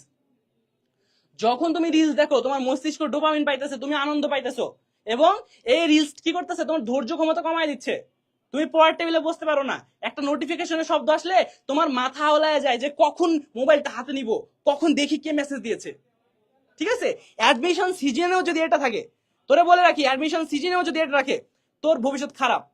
এখনো সাবধান ভাই, অনেক সময় 7 মাস সময় তোমার প্রথমে মেডিকেলের পরীক্ষা হবে, তারপরে কয়েকদিন পরে সাথে সাথে দেখা যাচ্ছে বুয়েটের পরীক্ষা আগে পিছিয়ে নিয়ে নিবে, তারপরে অন্যান্য ভার্সিটির পরীক্ষা শুরু হবে, তারপরে দেখা যাচ্ছে যে নার্সিং এর পরীক্ষা একবার শেষে গিয়ে হবে, ঠিক আছে, শেষে গিয়ে নার্সিং হবে, গুচ্ছ হবে, তারপর কৃষি হবে। তো এই যে 6 থেকে 7 মাস সময় পাইতেছিস, এই সময়টা যদি কাজে লাগাইতে পারিস তোর একটা সিট যে হবেই হবে ইনশাআল্লাহ, ঠিক আছে। কিন্তু ভাই এখনো যদি আগের সেই স্বভাবটা থাকে, রিলস দেখে দেখে কাটাস, তোরে বাকি জীবন বলতে হবে hello welcome my YouTube channel, ঠিক আছে, ব্লগ বানায় কাটাইতে হবে। সাবধান, ব্লগ বানানো খারাপ না, কিন্তু নিজের তো একটা যোগ্যতা রাখতে হবে, তাই না? ওকে, তাহলে আমরা এখন থেকে যদি ভালো করে পড়াশোনা করি, এখন থেকে যদি ভালো করে হইতেছে কাম ব্যাকটা দেই, তাহলে কিন্তু সম্ভব, বুঝছো? ওকে, কিশোরগঞ্জ, ইনশাআল্লাহ ভাইয়া দোয়া করেন, অবশ্যই তোমাদের জন্য প্রাণ ঢালা দোয়া, মন থেকে দোয়া, ঠিক আছে। আসো কাজের কথায় আসি এবার, যে আমাদের প্রথম যে টপিক সেটা হইতেছে আমরা কোশ্চিন ব্যাংক, এটা কেন পড়বো? আমি বারবার তোদের বলতেছি ভাই কোশ্চিন ব্যাংকটা পড়, কোশ্চিন ব্যাংকটা পড়। এখন কথা হইতেছে এই কথা আমি কেন বলতেছি, এই কথা আমি বললে আমার লাভ কি? আই লাভ দেখায়, এই লাভগুলো দেখাবো, তারপর আরেকটা সেগমেন্টে যাব, ওয়াচিং, কিপ ওয়াচিং ম্যান। ওকে, আসো প্রথম যে কোশ্চিনটা আছে সেটা একটু লক্ষ্য করি। প্রথম কোশ্চিন কি আছে দেখো, খাবার লবণের রাসায়নিক সংকেত কি? খাবার লবণের রাসায়নিক সংকেত কি? কোশ্চিনটা আসছে নার্সিং অ্যাডমিশন টেস্ট 2024-25, অর্থাৎ গত বছর যারা পরীক্ষা দিছে এই কোশ্চিনটা আসছে। এই কোশ্চিনটা তুমি পড়ছো ক্লাস 6-7, পড়ো নাই? খাবার লবণের রাসায়নিক সংকেত হইতেছে সোডিয়াম ক্লোরাইড, পড়ছো কিনা? ঠিক আছে, তো এই জিনিসটা তোমার নার্সিং অ্যাডমিশন টেস্টে আসছে। তো আমার এখানে তো কুয়ার মধ্যে এন্ট্রপি কত, তোমার হইতেছে বুয়েটের ম্যাথ, তারপরে হইতেছে কেতাবুদ্দিনের ম্যাথ করা তো দরকার নেই। তোমার নার্সিং অ্যাডমিশন টেস্টে ম্যাথ আছে, এটা আমিও স্বীকার করি, কিন্তু তোমার কেতাবের ম্যাথ ধরে ধরে যাই শেষ করতে যাবা সে অ্যাডমিশনে মারা খাবা, লিখে রাখো। তোমার কে বলছে যে এইচএসসি কেতাবের ম্যাথ করতে? কে বলছে তোমারে? ওখানটা আসবেই না। কি আসবে তোমার হইতেছে যে দেখছো, তুমি কোশ্চিন দেখছো, কোশ্চিন গুলো দেখে দেখো যে নার্সিং এর কোন সেগমেন্ট থেকে কোশ্চিন আসে। ধরো বললো 10-20-30, এটার গড় কত? ধরো বললো যে একটা মানুষ এতদিনে কাজ করলে 10টা মানুষ কতদিনে কাজটা শেষ করবে, ঐকিক নিয়মের ম্যাথ, বীজগণিতের সহজ সহজ ম্যাথ। তোমার কি এখন ওই ইয়ে দিবে? তোমার কি এখন তো ওই কঠিন কঠিন যে ম্যাথ গুলো আছে সেগুলো দিবে? অন্তরীকরণ দিবে, ডিফারেন্সিয়েশন, ইন্টিগ্রেশন, এগুলো আসবে? আসবে না। তোমাকে বুঝতে হবে যে কোন জিনিসগুলো আমি পড়বো। ধরো তুমি পড়তেছো, প্রচুর পরিমাণ পড়তেছো, কিন্তু কি পড়তে হবে ভাই তাই জানি না, তাহলে তুই আমারে বল যে তোর কি হবে, কি হওয়া উচিত, ঠিক আছে, এই জিনিসটা বুঝতে হবে। আচ্ছা, এখন এই যে তোমার 24-25 সালে যে কোশ্চিনটা আসছে, এই কোশ্চিনটা আসছিল 19-20 সেশনে আবার, মানে 19-20 আসার পরে 5-6 বছর পর কোশ্চিনটা আবার রিপিট হয়েছে। দেখো খাবার লবণের সংকেত কি? Sodium chloride. ক্লিয়ার? ওকে, বুঝতে পারতেছো? আচ্ছা দেখো, পরের সারণের ভিত্তিকে আছে, একটু পরে আসতেছি এটা নিয়ে। এখন দেখো নিচের কোনটি অধিক শক্তিশালী অ্যাসিড? আচ্ছা একটু কমেন্ট করে জানাও তো, নিচের কোনটি অধিক শক্তিশালী অ্যাসিড কোনটা হবে? এ, বি, সি না ডি? ক, খ, গ না ঘ? কোনটা হবে বলো, বলো বলো বলো, কোনটা হবে? একটু দ্রুত বলো যে কোনটা হবে ভাইয়া। আচ্ছা তোমরা এটা একটু দ্রুত বলতে থাকো। আর একটা জিনিস তোমরা একটু জানো, যে তোমরা বিএসসি দিবা না ডিপ্লোমা দিবা না ডিপ্লোমা ইন মিডওয়াইফারি। নার্সিং এর মধ্যে কিন্তু 3টা ভাগ, নার্সিং এর মধ্যে 3টা কোর্স আছে, বুঝছো? এনএসজি দ্বারা বুঝায় নার্সিং, এটার মধ্যে 3টা ভাগ, একটা হইতেছে বিএসসি, বুঝছো, একটা ডিপ্লোমা, একটা ডিপ্লোমা ইন মিডওয়াইফ, শর্টে লিখলাম ডিপ্লোমা ইন মিডওয়াইফ। ধরো ডিপ্লোমা ইন মিডওয়াইফ যারা আছে তারা হইতেছে প্রসূতি বিজ্ঞানে বা প্রসূতিতে তারা হইতেছে যে পার্টিকুলারলি ভাবে কাজ করে বা স্পেসিফিক ভাবে কাজ করে। ডিপ্লোমা আছে, বিএসসি আছে, এর কিছু সুযোগ সুবিধাও আছে, ঠিক আছে। তোমরা কি সুযোগ সুবিধা জানতে চাও? নার্সিং এর সুযোগ সুবিধাগুলো জানতে চাও, যে ভাই নার্সিং এ যে পড়বো এর সুযোগ সুবিধাগুলো কি, তা কি তোমরা জানো? নার্সিং এ যে পড়বো, এই তো সাবাস ভাইয়া, রাদিয়া খাতুন, ওয়ানের সি, ওয়ানের সি, নিচে আচ্ছা তুমি কোনটা বুঝাইলা ভাইয়া বলো তো, তুমি কি এটা বুঝাইলা আগেরটা 1SC 2 আচ্ছা তাহলে ঠিক আছে। আচ্ছা ঠিক আছে, এটা ঠিক আছে, এবার এটা বলো রাদিয়া খাতুন, তোমার আগের অ্যান্সার ঠিক আছে, এবার এটা বলো নিচের কোনটি অধিক শক্তিশালী অ্যাসিড এবং নিচের কোনটি দুর্বল অ্যাসিড? তোমরা একটু দ্রুত কমেন্ট করে জানাও না রে ভাই, যে তোমরা কারা বিএসসি দিবা, কারা ডিপ্লোমা দিবা, কারা ডিপ্লোমা ইন মিডওয়াইফ দিবা, না ঢাকাতে পড়ে ঢাকা বিশ্ববিদ্যালয়ে পড়তে চাও, বুয়েটে পড়তে চাও, কি পড়তে চাও জানাও, এখনো স্বপ্ন, স্বপ্নকে লালন করো, এখনো জানাও, দ্রুত জানাও, এখনো কিন্তু অপশন আছে, অনেক অপশন। কিন্তু আর যে 4-5 মাস পরে ওই অপশনটা থাকবে না। সময় থাকতে তোমাদের সাবধান হয়ে যাইতে হবে, সময় থাকতে থাকতে তোমাদের কি হইতে হবে, সাবধান হয়ে যাইতে হবে। তোমাদের সময় থাকতে থাকতে দ্রুত সাবধান হয়ে যেতে হবে, কারণ সময় যদি একবার চলে যায় তখন গিয়ে যদি তুমি সাবধান হও তাহলে কিন্তু হবে না ভাই, বুঝতেছো? ধরো সময় চলে গেছে, ধরো সময় চলে গেছে, এখন আমি সাবধান হয়েছি, তাহলে কি হবে? তুমি কি করছো, তোমার ঘটনাটা বলি। তুমি যখন এইচএসসি পরীক্ষা আসে না, তুমি স্টুডেন্ট এইচএসসি পরীক্ষার 3 মাস আগে, অনেক স্টুডেন্ট আছে, হাজার হাজার স্টুডেন্ট যারা এইচএসসি পরীক্ষার 3 মাস আগে সিরিয়াস হয়েছে, ভাই পরীক্ষা তো চলে আসে, এখন সাজেশন দেন, পরীক্ষা কি হয়েছে, চলে আসছে, এখন সাজেশন দেন। তো তোমার কি 3 মাস আগে আসার কথা ছিল? তোমার এইচএসসি ফেজ হইতেছে 2 বছরের বা 2 বছর একটু কম সময়, তো তখন থেকে তোমার সচেতন হওয়ার কথা ছিল, কিন্তু তুমি না, তুমি নিজেকে শেষ করতে করতে লাস্ট 3 মাসে এসে সচেতন হয়েছো। এখনো কিছু পাবলিক আছে যে 3 মাসে মারা খাওয়ার পরে, এইচএসসি মারা খাওয়ার পরে বুঝতেছো যে ভাই আমার জীবনে অনেক বড় লস হয়ে গেছে, তাও ওই বেটা ফোন চালায়। লজ্জা করে না ভাই তোর? একটু নিজের মধ্যে একটু লজ্জা বোধ নাই? তোর জীবন অত সহজ না। যখন অ্যাডমিশন টেস্টে একটা সিট মিস করবা তখন দেখবা যে জীবনটা কি কঠিন হয়ে যাইতেছে, আশেপাশের মানুষ আমরা কিভাবে দেখতেছে, তোমার নিয়ে মজা নিবে সবাই। তো এই পাত্রটা কি তুমি হইতে চাও? তোমার কি মনে হয় যে তুমি হইতেছে চান্স পাইলা না, সুন্দর করে যে বিশাল বড় একটা ইয়েতে ভর্তি হইলা, প্রাইভেটে ভর্তি হইলা, এটা কি তোমার হইতেছে যে ভালো দেখায়? প্রাইভেট অনেক ভালো একটা সেক্টর, অনেক ভালো যদি তোমার বাপের টাকা থাকে, কিন্তু তুমি তো গরিব, আমি তো গরিব, তাহলে আমি কি করব, তুমি কি করবা? তোমাকে কুত্তার মতো করতে হবে, বুঝতেছো? এটা ছাড়া উপায় নাই আমাদের, কারণ আমরা গরিব, আমাদের প্রাইভেটে পড়ার টাকা নাই। কি করতে হবে তাহলে? মানে টানা মোটিভেশন, বুঝতেছো? এটা খুবই জরুরি। এই অ্যাডমিশন সিজনটা সুন্দরভাবে পড়াশোনা করা এবং চরমভাবে পড়াশোনা করা, এটা খুবই জরুরি। যদি একবার মিস হয় ভাই, তাহলে আর একটা বছর তোমার লাইফে চলে যাইতেছে। যারা সেকেন্ড টাইমার একটু জিগাই হতো, যে ভাইয়াটা চান্স পায় নাই, ওই ভাইয়াটা ওই যে পরিশ্রম করে নাই এমন তো না, অনেকে আছে যে ভাগ্য খারাপ থাকে, এটা আসলেই, বুঝতেছো? কিন্তু ওই ভাইয়াটার একটু জিগাই হতো যে ভাই আপনার লাইফটা এখন কেমন যাইতেছে, ও বলবে, ও রিয়েলিটিটা বুঝে যে আসলে এই অ্যাডমিশন সিজন একবার চান্স মিস করার পরে যে সময়টা যায় জীবনে যে কতটা যন্ত্রণাদায়ক সে বুঝে। যে স্টুডেন্ট আসলেই পড়াশোনা করতে চায়, তোমার টার্গেট যদি ভিন্ন কিছু হয় তাহলে ভাই তোমার হিসাব আলাদা, কিন্তু যে চায় যে না আমার একটা পাবলিকে সিট লাগবে এবং যে চান্স পায় নাই, তার একটু জিগায়। তো ভাই বারবার বলতেছি, কেন বলতেছি, পড়া পড়াবো তো অবশ্যই, কিন্তু এই জিনিসগুলো কেন বলতেছি, কারণ এগুলো তোমার লাগবে, এই রিয়েলিটি চেক গুলো তোমার জানা দরকার। কারণ যখন তুমি এই জিনিসগুলোতে মিস করবা না, তখন তুমি লাইফে অনেক পিছিয়ে যাবা, লাইফে কি করবা, অনেক পিছিয়ে যাবা, তুমি নিজেই বুঝতে পারবা যে আসলে আমি আমার লাইফে কি করতেছি। তো এগুলো করা যাবে না। তো এইখানটাতে এসে সচেতন হয়েছে ভালো কথা, কিন্তু এইচএসসি তে দিয়ে ফেলছো, এইচএসসি শেষ, এখন কি করবা, অ্যাডমিশন। এখন এই যে সিজনটা, এখানে সচেতন হও ভাই, এই ফেজটাতে তোমরা আছো, এই ফেজটাতে তোমরা আছো, এখানে খুবই সচেতনতার সাথে কাজ করতে হবে, ঠিক আছে? কোনোভাবে মিস দেওয়া যাবে না। এখন যদি এমন হয় এখন লাস্ট মুহূর্তে এসে সচেতন হইছো যে না অ্যাডমিশন পরীক্ষা 2 মাস পর, এখন ভাই কোর্স দেন, এখন ভাই হইতেছে আমার মডিউল ঠিক করেন, কি পড়বো কি পড়বো না তাই বলেন, সবকিছু একটা সময় থাকে, হয়তো পড়ো নাই। মুসা আলাইহিস সালামের যে ঘটনাটা, কি হয়েছিল, হযরত মুসা আলাইহিস সালাম যখন ফেরাউনের কাছে দাওয়াত নিয়ে যায়, ফেরাউন কিন্তু হইতেছে যে স্বীকার করে নাই, ফেরাউন তখনও অস্বীকার করছে যে না আমি মানি না, তোমাকে নবী বলে মানি না। কিন্তু তখনও যদি হইতেছে কি করতো, ফেরাউন তার দাওয়াত কবুল করতো, আল্লাহ কিন্তু তাকে মাফ করে দিতেন। কিন্তু যখন ফেরাউন ডুবে যাইতেছে নীল নদের মধ্যে, লিটারালি যখন সে ডুবে যাইতেছে, তখন যে সে ক্ষমা চাইতেছে যে মুসা তুমি তোমার রবকে বলো যে আমারে ক্ষমা করে দিতে, আমি তোমার রবরে মাইনা নিলাম। এই কথা কখন বলতেছে, যখন সে মরতেছে। তো ওইটা কি ক্ষমা চাওয়ানোর সময়? তোমার অ্যাডমিশন টাইম, তোমার পরীক্ষা 2 মাস পর, এখন তুমি আয়সা হইতেছে কান্নাকাটি করতেছে ভাই সাজেশন দেন, ভাই এখন আমারে বাঁচান, এটা কি তোমার হইতেছে সচেতন হওয়ার সময়? না।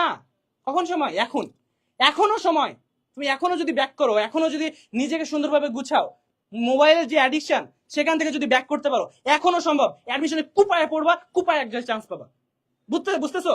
ওকে, আসো এবার যারা যারা এটাতে ছিল এটাতে আসো। অনেক মোটিভেশন হয়েছে, এবার পরে আসো। বলো নিচের কোনটি অধিক শক্তিশালী অ্যাসিড, বলো একটু দ্রুত জানাও। কমেন্ট করতেছে কি টাকা লাগতেছে? একটু কমেন্ট করো না ভাই, দ্রুত, সময় নাই ভাই, একটু দ্রুত, সময় নাই। আসো, নিচের কোনটি অধিক শক্তিশালী অ্যাসিড, এটা আমরা কিভাবে নির্ণয় করব? এটা নির্ণয় করার জন্য আমার যেটা প্রয়োজন সেটা হইতেছে আমাদের কেন্দ্রীয় মৌলের যে জারণ মানগুলো আছে সেগুলো জানতে হবে। যেই কেন্দ্রীয় মৌলের জারণ মান সর্বোচ্চ সেটাই হইতেছে আমাদের শক্তিশালী অ্যাসিড। ওকে, যে কেন্দ্রীয় মৌলের জারণ মান সর্বোচ্চ সেটা হইতেছে আমাদের শক্তিশালী অ্যাসিড। এখন আসো একটা একটা করে নির্ণয় করি। যদি HNO3 এটার ক্ষেত্রে নির্ণয় করার চেষ্টা করি, তাহলে দেখো অক্সিজেনের যে জারণ মান সেটা হইতেছে -2, এটা আমরা জানি। হাইড্রোজেনের যে জারণ মান সেটা হইতেছে +1, এটা আমরা জানি। এবং আমরা জানি এর উপরে প্লাস এবং মাইনাস কিছু নাই, তার মানে এটার মাথার উপরে কোনো আয়ন বিদ্যমান নাই। ঠিক আছে, ওকে। এখন আসো কিভাবে নির্ণয় করব এটা একটু দেখি। অনেকে বলে দিতে পারো, তোমরা অনেকে ধরো কোশ্চিনটা দেখছো, দেখা যেমনি দেখছো যে সালফিউরিক অ্যাসিড, ও মাই গড, তোমরা তো পাগলই হয়ে গেছো ভাই, এটাই হবে। কারণ আমি পড়ছি, জীবনে অনেকবার পড়ছি যে H2SO4 মানে সালফিউরিক অ্যাসিড, মানে প্রচুর তীব্র অ্যাসিড। এভাবে অ্যাডমিশন সিজন গুলো তো মারা খায়। বেসিক ক্লিয়ার নাই। বেসিক কি? বেসিক হইতেছে যে মৌলের জারণ মান হইতেছে সর্বোচ্চ হবে সেটার তীব্রতা তত বেশি হবে। যে মৌলের সাথে অক্সিজেন যত বেশি যুক্ত থাকবে সেই মৌলের তত বেশি, সেই মৌলের অ্যাসিডটা তত বেশি কি হবে? শক্তিশালী হবে। আসো দেখি হাইড্রোজেনের ক্ষেত্রে যদি দেখি, এক লিখলাম কেন? জারণ মান 1, হাইড্রোজেন পরমাণু একটা আছে তাই লিখলাম 1। ঠিক আছে, এখন আমরা নাইট্রোজেনের ক্ষেত্রে নির্ণয় করব। নাইট্রোজেন রাইখা দিলাম। অক্সিজেনের ক্ষেত্রে কি দেখতেছি? এর জারণ মান হইতেছে -2 এবং 3টা পরমাণু আছে। কয়টা ভাইয়া? 3টা। ইকুয়াল 0। 0 কেন? কারণ উপরে প্লাস মাইনাস, অর্থাৎ ক্যাটায়ন না, এটা অ্যানায়ন না, এটা একটা যৌগ। তাহলে এখানে দেখতেছি নাইট্রোজেনের যদি এখন নির্ণয় করো তাহলে 3 দুগুণে 6, -6 না, ওই পাশে গেলে +6, আর এ পাশে +1, তার মানে ওই পাশে গেলে -1 ইকুয়াল 5, অর্থাৎ নাইট্রোজেনের যে জারণ মান সেটা হইতেছে 5। এখন আসো H3PO4 এটার ক্ষেত্রে, এখানে দেখো 1 × 3, কারণ কি? হাইড্রোজেনের জারণ মান 1 এবং হাইড্রোজেনের পরমাণু আছে 3টা, সেজন্য লিখলাম 3। এখন ফসফরাসের জারণ মান আমরা নির্ণয় করব, সেজন্য ফসফরাসকে আমরা রেখে দিলাম। কেমন? এখন অক্সিজেনের কথায় আসো। অক্সিজেনের জারণ মান কত? অক্সিজেনের জারণ মান হইতেছে তোমার -2। কত? -2। কয়টা পরমাণু আছে? 4টা, অর্থাৎ -2, অর্থাৎ এখানে ইকুয়াল 0। তারপরে ফসফরাস ইকুয়াল 4 দুগুণী কত? -8, তাহলে ওই পাশে গিয়ে +8, -3 একে 3। ঠিক আছে, তাহলে 5। কেমন? আচ্ছা, আসো তারপরেরটা H2SO4, এটা দেখলাম এটার ক্ষেত্রে। কেমন? এখন আমরা দেখবো H2SO4 এর ক্ষেত্রে। H2SO4 এর ক্ষেত্রে আমরা লক্ষ্য করতেছি হাইড্রোজেন পরমাণু আছে আমাদের 2টা। ঠিক আছে, জারণ মান হাইড্রোজেনের 1, সালফার এটা নির্ণয় করব, এবং অক্সিজেন পরমাণু দেখতেছি আছে 4টা এবং জারণ মান হইতেছে -2। ওকে, ইকুয়াল যদি 0 লিখি তাহলে সালফারের যে জারণ মান সেটা আসতেছে 8 - 2 = 6। এত দূর বুঝতে পারছো? ওকে, লাস্ট আরেকটা কাহিনী আছে। এটা দেখো, এটা যে জারণ মান সেটা হইতেছে 1 × 1, কারণ হাইড্রোজেন পরমাণু একটা, হাইড্রোজেনের যে জারণ মান সেটা একটা। এবং ক্লোরিন এটার ক্ষেত্রে আমরা নির্ণয় করব, এবং আমরা দেখতেছি অক্সিজেন 2 × 4 × -2, 4 × -2 = 0। কারণ কি? কারণ হইতেছে অক্সিজেন আছে 4টা, এর জন্য 4, আর -2 কেন? কারণ অক্সিজেনের জারণ মান -2, অর্থাৎ ক্লোরিনের জারণ মান হবে, এটা হইতেছে 4 দুগুণে -8, অর্থাৎ এখানে গেল +8 - 1 ইকুয়াল হইতেছে 7। এখন দেখো তো 7, 6, 5 এবং 5 কোনটা সবচেয়ে বেশি? আমার একটু বলো যে কোনটা সবচেয়ে বেশি? কেন্দ্রীয় পরমাণুর যে জারণ মান সেটা কোনটা সবচেয়ে বেশি? 7, এটা সবচেয়ে বেশি না? সেই জন্য এই যে যৌগটা সেটা সবচেয়ে শক্তিশালী অ্যাসিড, এটা অধিক শক্তিশালী অ্যাসিড। এটা ছিল নার্সিং অ্যাডমিশন টেস্ট 24-25-এ। কেমন? বুঝতে পারছো কিনা জানাও। যদি বুঝতে পেরে থাকো তাহলে আমাকে কি একটু জানাও। তোমরা বুঝতে পেরে থাকলে একটু জানাও। তোমরা ক্লাসটা একটু শেয়ার করে দাও ভাইয়া, তোমরা দ্রুত ক্লাসটা একটু শেয়ার করে দাও এবং 5 জন বন্ধুকে একটু মেনশন করে দাও, দ্রুত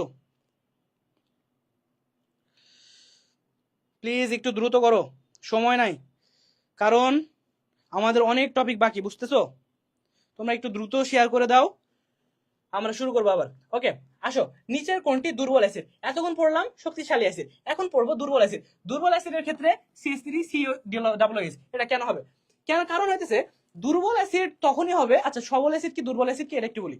যে যৌগটা তোমার সহজে হাইড্রোজেন আয়ন ত্যাগ করতে পারে সেটা হইতেছে তোমার সবল অ্যাসিড, কি সবল অ্যাসিড। আর যে যৌগে তোমার জলীয় দ্রবণে তোমার হাইড্রোজেন আয়ন ত্যাগ করতে চায় না বা ত্যাগ করতে পারলেও তোমার দেরি হয়, লেট হয়, এগুলো হইতেছে তোমার কি দুর্বল অ্যাসিড। CH3COOH এর ক্ষেত্রে যখন দেখবা তখন এই যে যৌগটা আছে এটা কিন্তু একটু লেট করে তোমার হাইড্রোজেন আয়ন ত্যাগ করতে। CH3COO মাইনাস হয় এবং হাইড্রোজেন প্লাস হয়, কিন্তু এই জিনিসটা করতে এটা লেট করে এবং মানে স্বতঃস্ফূর্ত ভাবে করে না, এটা একটু দেরি হয় এবং সেজন্য এটা কি দুর্বল অ্যাসিড। বুঝতে পারছো? এই টপিক ক্লিয়ার? এই টপিক কি ক্লিয়ার? টপিক যদি ক্লিয়ার হয় তাহলে আমার একটু দ্রুত জানো যে ভাইয়া ক্লিয়ার। টপিক যদি ক্লিয়ার হয় তাহলে একটু জানাও যে ভাইয়া টপিক ক্লিয়ার। ওকে, তোমরা জানাও জানো, একটু দ্রুত জানো। জি ভাইয়া বুঝছি। ওকে, থ্যাংক ইউ। বুঝতে পারলে আসো পরের ইয়েতে যাই, পরের কোশ্চেনে আসো। কি আসছে? সবচেয়ে হালকা মৌল কোনটি? এবং দেখো নার্সিং এডমিশন টেস্ট 24-25 আসছে সবচেয়ে হালকা মৌল কোনটি, আর নার্সিং এডমিশন টেস্ট তোমার 23-24 আসছে সবচেয়ে ভারী মৌল কোনটি? সবচেয়ে ভারী মৌল কোনটি? তাহলে আমি কি বুঝলাম যে এই জিনিসটা থেকে আবার অদূর ভবিষ্যতে তোমার কোশ্চেন আসতে পারে। হয় দিল হালকা মৌল কোনটি, নাহলে ভারী মৌল কোনটি, নাহলে পারমাণবিক সংখ্যা, নাহলে পারমাণবিক ভর সংখ্যা, নাহলে কোনটা ধাতু কোনটা অধাতু, কোনটা হইতেছে যে মিথক্ষার, কোনটা হইতেছে ক্ষার, কোনটা অ্যাসিড, কোনটা তোমার হইতেছে বেজ বা কি তোমার অম্ল, তোমার অ্যাসিড আর একটা আছে বেজ বা কি ক্ষার। তো এই জিনিসগুলো সম্পর্কে তোমার কোশ্চেন আসতে পারে। পিরিয়ডিক টেবিলটা কিন্তু অনেক গুরুত্বপূর্ণ। পিরিয়ডিক টেবিল থেকে প্রতি বছর কোশ্চেন আসে। তোমাদের একটু পরে আমি যখন কোশ্চেন অ্যানালাইসিস দেখাবো নি, এখন তো দেখাচ্ছে যে কোশ্চেন ব্যাংক কেন গুরুত্বপূর্ণ এই টপিকটা, যখন আরেকটু পরে তোমাকে দেখাবো নি যে কোন টপিক থেকে কোন কোন কোশ্চেন কত বছরে আসছে, তখন দেখো পিরিয়ডিক টেবিলটা কতটা গুরুত্বপূর্ণ। ঠিক আছে, এই টপিকটা আসলে অনেক গুরুত্বপূর্ণ। আচ্ছা আসলে দেখি যে সবচেয়ে হালকা মৌল কোনটি। এটার মধ্যে যে মৌলের যে চারটা মৌল দেওয়া থাকবে না, এই চারটা মৌলের মধ্যে যার পারমাণবিক ভর সবচেয়ে কি হালকা বা সবচেয়ে কম, সবচেয়ে কম পারমাণবিক ভর যার সবচেয়ে কম সেই হালকা, আর পারমাণবিক ভর যার সবচেয়ে বেশি সেই কি ভারী। যার ভর বেশি সে ভারী, আর যার ভর কম সে হালকা। Okay clear? আসো দেখি সবচেয়ে হালকা মৌল কোনটি। আর্গন। আর্গন এটা হইতেছে 1840। হাইড্রোজেনের ক্ষেত্রে দেখো 1 এবং থাইরক্সিন এটা কোনো মৌলই না, থাইরক্সিন এটা কোনো মৌলই না। ঠিক আছে, থাইরয়েডের চিকিৎসা ব্যবহৃত হয়। তারপরে দেখো নাইট্রোজেন, নাইট্রোজেনে দেখো নাইট্রোজেন 714। অর্থাৎ এই তিনটার মধ্যে দেখো তো কোনটা সবচেয়ে ছোট? যেহেতু এটা ছোট অর্থাৎ তোমার হাইড্রোজেন সবচেয়ে হালকা। ঠিক আছে, বুঝতেছো ভাইয়া? হাইড্রোজেন সবচেয়ে হালকা। এখন সবচেয়ে ভারী কোন, সবচেয়ে ভারী মৌলিক গ্যাস কোনটি? সবচেয়ে ভারী মৌলিক গ্যাস কোনটি? এখন দেখো, আচ্ছা এটা একটু জানাও তো ভাইয়া, সবচেয়ে ভারী মৌলিক গ্যাস কোনটি হবে? তুমি আমার একটু জানাও। এখন বলতে পারো ভাই এই কোশ্চেনটা তো সহজ ছিল, এই কোশ্চেনটা তো একটু কঠিন। জানাও, না পারলে আমি করে দিচ্ছি, আমি বলতেছি তো। একটু জানাও যে ভাইয়া এই কোশ্চেনটা কি হবে। এখন এই কোশ্চেনটা নির্ণয় করবো কি হবে? আমার যে মেন ফোকাস সেটা হইতেছে আমার এগুলো ভর নির্ণয় করতে হবে, ভর জানতে হবে। এখন কথা হচ্ছে ভাই আপনি তো বললেন যে ভর জানতে হবে, কিন্তু ভাই আমার তো ভর মুখস্থ নাই। তোর ভর মুখস্থ থাকা দরকার নাই, তুই শুধু জানবি যে লাস্ট যে গ্রুপটা আছে পর্যায় সারণীর 18 নম্বর গ্রুপ, এটা তো জানিস যে যত গ্রুপের নিচে যাবে ভর তত বাড়বে। ধরো 1 নম্বর পর্যায়ে যে মৌলটা আছে তার যে ভর 2 নম্বরে তার চেয়ে বেশি, 3 নম্বরে তার চেয়ে বেশি, 4 নম্বর পর্যায়ে গেলে তার চেয়ে বেশি, 5 নম্বরে তার চেয়ে বেশি। বুঝতেছো? তো এই জিনিসটা তাহলে এটা জানতে হবে যে কে সবচেয়ে উপরে আছে এবং কে সবচেয়ে নিচে আছে। যে সবচেয়ে নিচে আছে তার ভর সবচেয়ে বেশি এবং সে হবে সবচেয়ে ভারী, তাই না? ওকে, বলো বলো বলো বলো কোনটা হবে? অ্যান্সার, অ্যান্সার জানাও, অ্যান্সার জানাও, অ্যান্সার জানাও ভাইয়া, অ্যান্সার জানাও, একটু দ্রুত অ্যান্সার জানাও। কোনটা ভারী, সবচেয়ে ভারী মৌল কোনটা হবে? একটু দ্রুত অ্যান্সার জানাও। ওকে ওকে ওকে, অনেক অ্যান্সার দিতেছো, দাও দাও অ্যান্সার গুলো দাও। তোমাদের কমেন্ট গুলো চেক করতেছি, তবে তোমরা কি করতেছো? 7A 7 এ কি দিছো? একজন দিছো 7 এর A, আরেকজন দিছো 7 এর D। ভাই নিয়ন কিভাবে ভারী ভাই? নিয়ন কিভাবে ভারী সবচেয়ে? নিয়ন তো ভারী না সবচেয়ে। এটা কি বিএসসি দের জন্য? না ভাই, ডিপ্লোমার অংশ আছে, ডিপ্লোমার অংশ আছে, তোমার আমি দেখাইতেছি। তুমি ওয়েট করো, তুমি চলে যাও না ক্লাস থেকে। আচ্ছা আসো দেখি এই কোশ্চিনটা।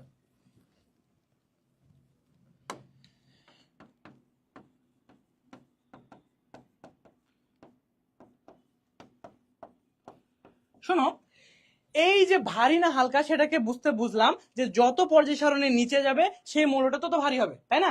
এখন কোন মৌলটা সবচেয়ে ভারী হবে এটা জানার জন্য দেখতে হবে যে 18 নম্বর যে গ্রুপ আছে সেই মৌলের সবচেয়ে নিচের দিকে কোনটা আছে। আমরা জানি না যে 18 নম্বর যে গ্রুপটা আছে সেখানে আছে helium, neon, argon, krypton, xenon, radon, organism.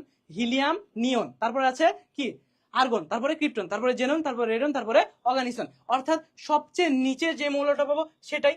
আচ্ছা দেখো, এখানে হিলিয়াম, হিলিয়াম অপশনে নাই, অর্থাৎ এটা আগেই বাদ। রেডন, রেডন আছে কিন্তু এখানে আগে আছে, ঠিক আছে। আর্গন, আর্গন কোথায় আছে? উপরে। জেনন কোথায় গিয়ে আছে? এখানে। আর নিয়ন এখানে, অর্থাৎ সবচেয়ে নিচে কোনটা? রেডন না, এর জন্য এটার অ্যান্সার হবে 7। ওকে, যারা 7 দিয়েছো, যারা 7 দিয়েছো তাদের অ্যান্সার ঠিক আছে, যারা 7 দিয়েছো তাদের অ্যান্সার ঠিক আছে। হ্যাঁ তাসনিম, ঠিক আছে, অ্যান্সার ঠিক আছে ভাইয়া। ওকে, এখনো যারা বি দিতেছো ভাইয়া, বি কিন্তু না, বি কিন্তু না। কেন না? কারণ আর্গন উপরে আছে, আর্গনের ভর অনেক কম, আর্গন এই রেডনের চেয়ে অনেক হালকা, আর্গন রেডনের চেয়ে অনেক হালকা, বুঝতেছো? আর্গন রেডনের চেয়ে তোমার অনেক হালকা। ওকে, এখন বলো তারপরে 8 নাম্বার কোশ্চিন। এখন 8 নাম্বার কোশ্চিন বলো, 8 নাম্বার কোশ্চিন বলো, বলো ভাইয়া বলো, অ্যান্সার কি হবে?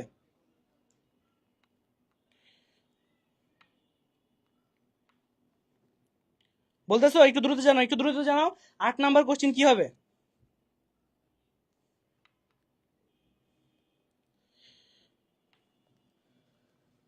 ওকে, পর্যায় সারণীর মূল ভিত্তি কি? পর্যায় সারণীর মূল ভিত্তি হইতেছে ইলেকট্রন বিন্যাস। কারণ এখানে পর্যায় সারণীতে যে মৌলগুলো আছে সেগুলো অনেকজন বিজ্ঞানীর অনেক দিনের পরিশ্রমের ফসল, বুঝতেছো? বিজ্ঞানী যে ডোবেরায়া ছিল তিনি ত্রয়ী সূত্র প্রদান করেন। ত্রয়ী সূত্র কি? ধরো লিথিয়াম, সোডিয়াম, পটাশিয়াম, এই জিনিসগুলো দেখো, সোডিয়াম আর পটাশিয়ামের পারমাণবিক ভর যোগ করে গড় করো, দেখো সোডিয়ামের আশেপাশে আসতেছে, ঠিক আছে? এটাই হইতেছে ত্রয়ী সূত্র। অর্থাৎ একই গ্রুপের মৌলগুলোকে পাশাপাশি রেখে তিনি দেখেন যে তাদের মধ্যে একটা ভৌত ধর্মের মিল রয়েছে, এগুলোই তিনি লক্ষ্য করেন। এই জিনিসটা লক্ষ্য করেন বিজ্ঞানী ডোবেরানার। আর এই যে সূত্র সেটা হইতেছে ত্রয়ী সূত্র, ঠিক আছে? এটা হইতেছে আপনার ত্রয়ী সূত্র। আচ্ছা, তারপরে আসে বিজ্ঞানী নিউল্যান্ড। বিজ্ঞানী নিউল্যান্ড নিয়ে আসে অষ্টক সূত্র। তিনি দেখেন যে তখন পর্যন্ত আবিষ্কৃত যে মৌলগুলো ছিল সেই মৌলগুলোর 8 নাম্বার মৌল পর পর আবার তাদের মধ্যে মিল দেখা যায়, ঠিক আছে? অর্থাৎ এগুলো তিনি দেখেন বিজ্ঞানী নিউল্যান্ড। আচ্ছা একটু লিখি, বিজ্ঞানী প্রথমে যে বিজ্ঞানীর নাম বলছি সেটা হইতেছে বিজ্ঞানী ডোবেরাইনার। ডোবেরাইনার বিজ্ঞানী ছিল ডোবেরাইনার, যিনি ত্রয়ী সূত্র দেন। কোন সূত্র? ত্রয়ী, ঠিক আছে? আচ্ছা, বিজ্ঞানী ডোবেরাইনার ত্রয়ী সূত্র দেন। তারপরে বিজ্ঞানী ডোবেরাইনারের পরে যে বিজ্ঞানীটা আসে সেটা হইতেছে বিজ্ঞানী নিউল্যান্ড। বিজ্ঞানী নিউল্যান্ড, বিজ্ঞানী নিউল্যান্ড দেয় হইতেছে অষ্টক সূত্র, ঠিক আছে? বিজ্ঞানী নিউল্যান্ড দেয় হইতেছে অষ্টক সূত্র। কেমন? বিজ্ঞানী নিউল্যান্ড দেয় হইতেছে অষ্টক সূত্র।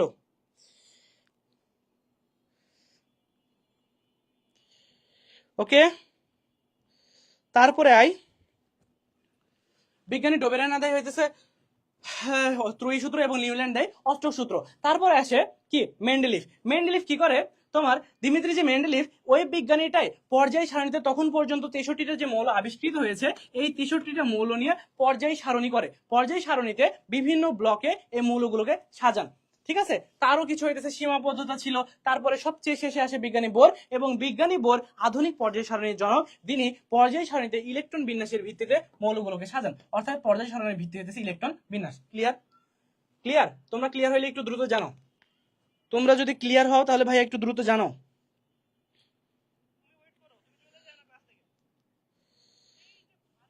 হ্যাঁ ভাইয়া একটু জানাও যে হয়েছে কিনা, বুঝতেছো কিনা। ওকে, তারপরে আসো পর্যায় সারণীর ডি ব্লক মৌল সংখ্যা কয়টি। ভাই এটা যখন হইতেছে যে 3 নম্বর অধ্যায় পড়াবো তখন ডিটেলসে জানতে পারবো, আর এটা তো জানোই যে ডি ব্লক মৌলের সংখ্যা 41টি, পর্যায় সারণীতে এস ব্লক মৌলের সংখ্যা 14টি, পি ব্লক মৌলের সংখ্যা 36টি, ডি ব্লক মৌলের সংখ্যা কয়টা 41টা, এবং এ ব্লক মৌলের সংখ্যা 27টা। ওকে, আচ্ছা তারপরে আসো নিচের কোনটি আয়নীকরণ শক্তি বেশি। নিচের কোনটি আয়নীকরণ শক্তি বেশি, এই কোশ্চিনটা আমরা কিভাবে অ্যান্সার করব। আয়নীকরণ শক্তি মানে কি, কোন গ্যাসীয় পরমাণুকে 1 মোল ইলেকট্রন অপসারণ করে তাকে ধনাত্মক একটা পরমাণুতে 1 মোল ধনাত্মক আয়নে পরিণত করতে যে পরিমাণ শক্তির প্রয়োজন হয় তাকে ওই মোলের আয়নীকরণ শক্তি বলে। ওকে, অর্থাৎ আমার যে মেন টার্গেট সেটা হচ্ছে ক্যাটায়ন সৃষ্টি করা। কি সৃষ্টি? ক্যাটায়ন। এখন আমারে বল, ক্যাটায়ন যে সৃষ্টি করবা তুমি, এই ক্যাটায়ন তো ধাতুর ক্ষেত্রে সহজ, ধাতুর ক্ষেত্রে সহজ। সহজ মানে কম শক্তি দিতে হবে। সহজ মানে কি, কম শক্তি দিতে হবে, অর্থাৎ ধাতু কম শক্তি দিলে তোমার ইলেকট্রনটা ছেড়ে দিবে। কারণ কি, ধাতুর যে সর্বশেষ শক্তি স্তর সেখানে আছে NS1 অথবা NS2, NS1 অথবা NS2। এখন এই ধাতুগুলো চাই যে ভাই তুমি আমার ইলেকট্রনটা নিয়ে যাও, আমার ইলেকট্রনটা নিয়ে গেলেই আমি তোমার সর্বশেষ যে ইলেকট্রন আছে আমারটা সেটা ছেড়ে দিতে পারবো, আমি স্থিতিশীল অবস্থায় আসতে পারবো। এটাই ধাতুর চাওয়া। অর্থাৎ ধাতুতে কম শক্তি দিলেই সে হইতেছে ছেড়ে দিবে। কিন্তু একটা অধাতু পরমাণুর ক্ষেত্রে চিন্তা করো, ধরো ক্লোরিনের ক্ষেত্রে চিন্তা করো, ক্লোরিন কি অত সহজে দিবে না। কারণ কি, ক্লোরিনের সর্বশেষ যে কক্ষপথ সেখানে ইলেকট্রন আছে কয়টা 60টা। সে তো চাইবে যে আরেকটা ইলেকট্রন আমার দাও, আরেকটা ইলেকট্রন আমার লাগবে। সে কি কখনো এত সহজে ইলেকট্রন ছাড়বে? কখনো ছাড়বে না। অর্থাৎ তোমার যত পর্যায় সারণী যত বাম থেকে ডানে যাবে তোমার আয়নীকরণ শক্তির মান তত বাড়বে।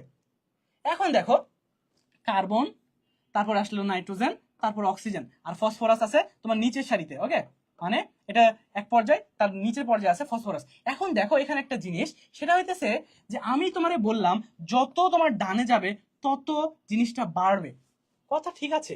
কিন্তু এখানে দেখো তোমার এটা হইতেছে ব্যতিক্রম, নাইট্রোজেনের ক্ষেত্রে ব্যতিক্রম। কেমন ব্যতিক্রম আসো একটু দেখার চেষ্টা করি। নাইট্রোজেনের যদি তুমি ইলেকট্রন বিন্যাস করো তাহলে দেখবা নাইট্রোজেন 7, তার মানে হইতেছে 1s2 2s2 2p, ঠিক আছে। নাইট্রোজেন 7, তোমার এটা হইতেছে 3। ওকে, 2 2 3, অর্থাৎ নাইট্রোজেনের ইলেকট্রন বিন্যাসে হবে 2p3। অর্থাৎ এই যে p উপশক্তি স্তর আছে, p উপশক্তি স্তরে ইলেকট্রন আছে একটা করে, p উপশক্তি স্তরে ইলেকট্রন কয়টা আছে একটা করে। কিন্তু তুমি কার্বনের ক্ষেত্রে দেখো এবং অক্সিজেনের ক্ষেত্রে দেখো, এগুলো দেখবা যে p উপশক্তি স্তরে একটা করে কিন্তু ইলেকট্রন নাই হয়। মানে এই যে পি উপশক্তি স্তর এখানে 3টা ইলেকট্রন আছে না, কিন্তু দেখবা যে কার্বনের ক্ষেত্রে আসো একটু করে দেখাই, কার্বন 6 1s2 2s2 2p2। আসো তোমার হচ্ছে অক্সিজেনের ক্ষেত্রে একটু করে দেখাই 1s2 2s2 2p4। এখানে দেখো সেই যে কক্ষপথ তার যে উপশক্তি স্তর সেখানে পি উপশক্তি স্তরে ইলেকট্রন আছে 2টা এবং এখানে আছে 4টা, কিন্তু তোমার নাইট্রোজেনের ক্ষেত্রে আছে ইলেকট্রন 3টা। এটা দ্বারা আমি এটাই বোঝাতে চাচ্ছি যে ইলেকট্রন, একটা ইলেকট্রন তখন বেশি স্থিতিশীল হয় যখন তার সর্বশেষ কক্ষপথে হোক সেই ইলেকট্রনটা, সেই অরবিটালটা পূর্ণ থাকবে অথবা অধপূর্ণ থাকবে। এখন পি উপশক্তি স্তরে ইলেকট্রন থাকতে পারে 6টা, ইলেকট্রন থাকতে পারে কয়টা 6টা, এখন ইলেকট্রন আছে কয়টা 3টা, অর্থাৎ অধপূর্ণ আছে। অর্থাৎ যেহেতু অধপূর্ণ আছে সেহেতু এটা বেশি স্থিতিশীল, বেশি স্থিতিশীল, ঠিক আছে।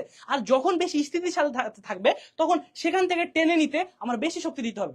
ধরো আমি খুব শক্তি নিয়ে এখানে দাঁড়ায় আছি, আমার টানতে বেশি শক্তি লাগবে না, কিন্তু আমি ধরো এভাবে এভাবে দাঁড়ায় আছি, একটু টাচ দিলে আমি কিন্তু পড়ে যাচ্ছি। এই জিনিসটাই এক্স্যাক্টলি যে যখন তোমার শেষ অরবিটালে বা শেষ কক্ষপথে দেখতেছি যে উপশক্তি স্তরে ইলেকট্রন অধপূর্ণ থাকতেছে তখন আমার এখানে যে আয়নীকরণ শক্তির মান এটা বেশি হইতেছে।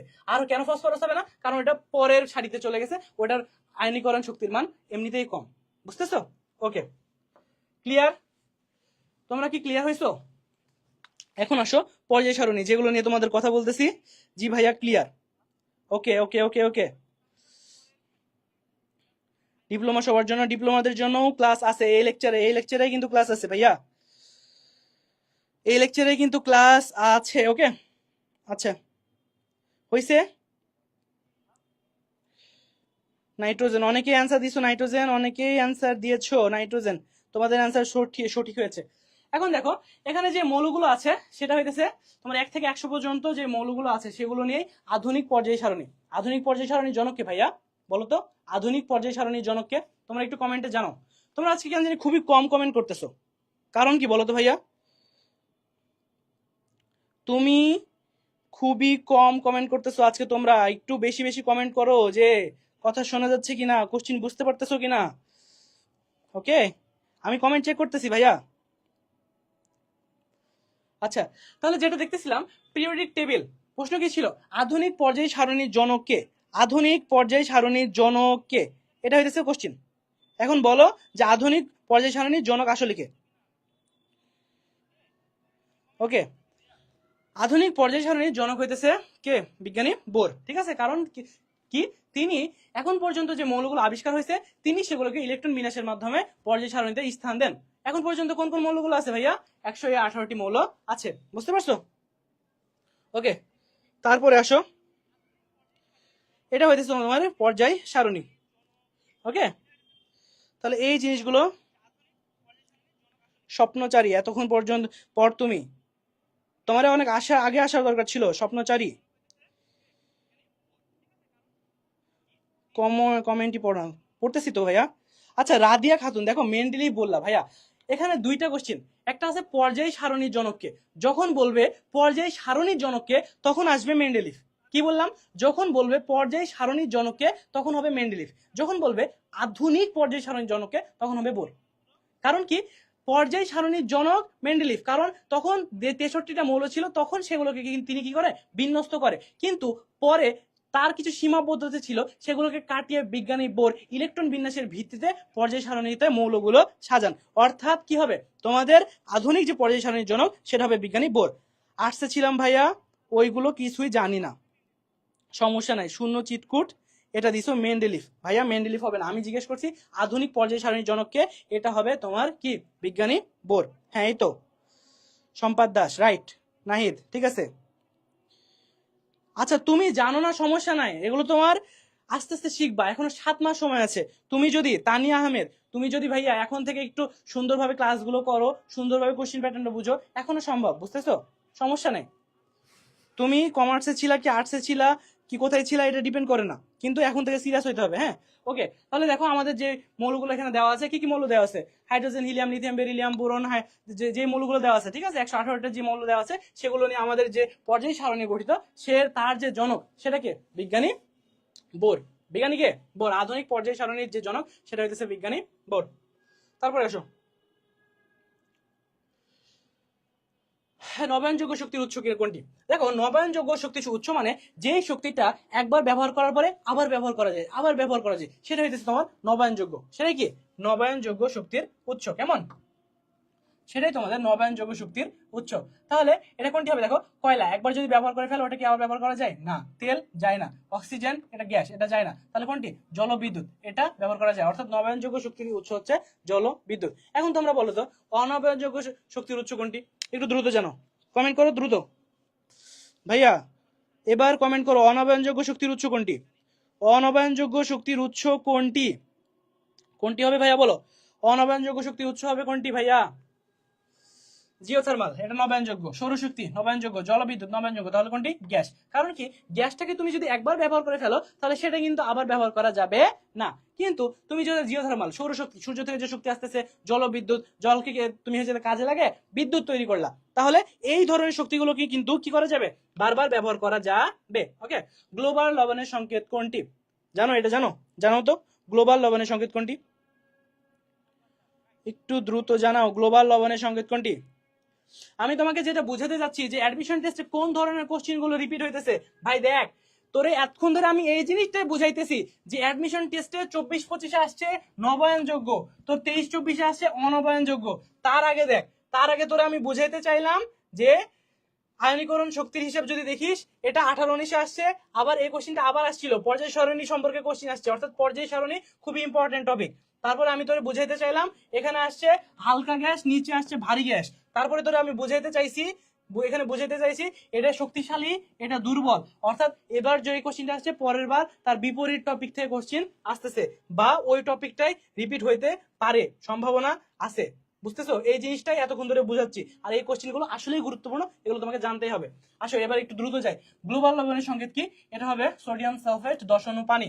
ম্যাগনেটাইটের সংকেত Fe3O4। ঠিক আছে?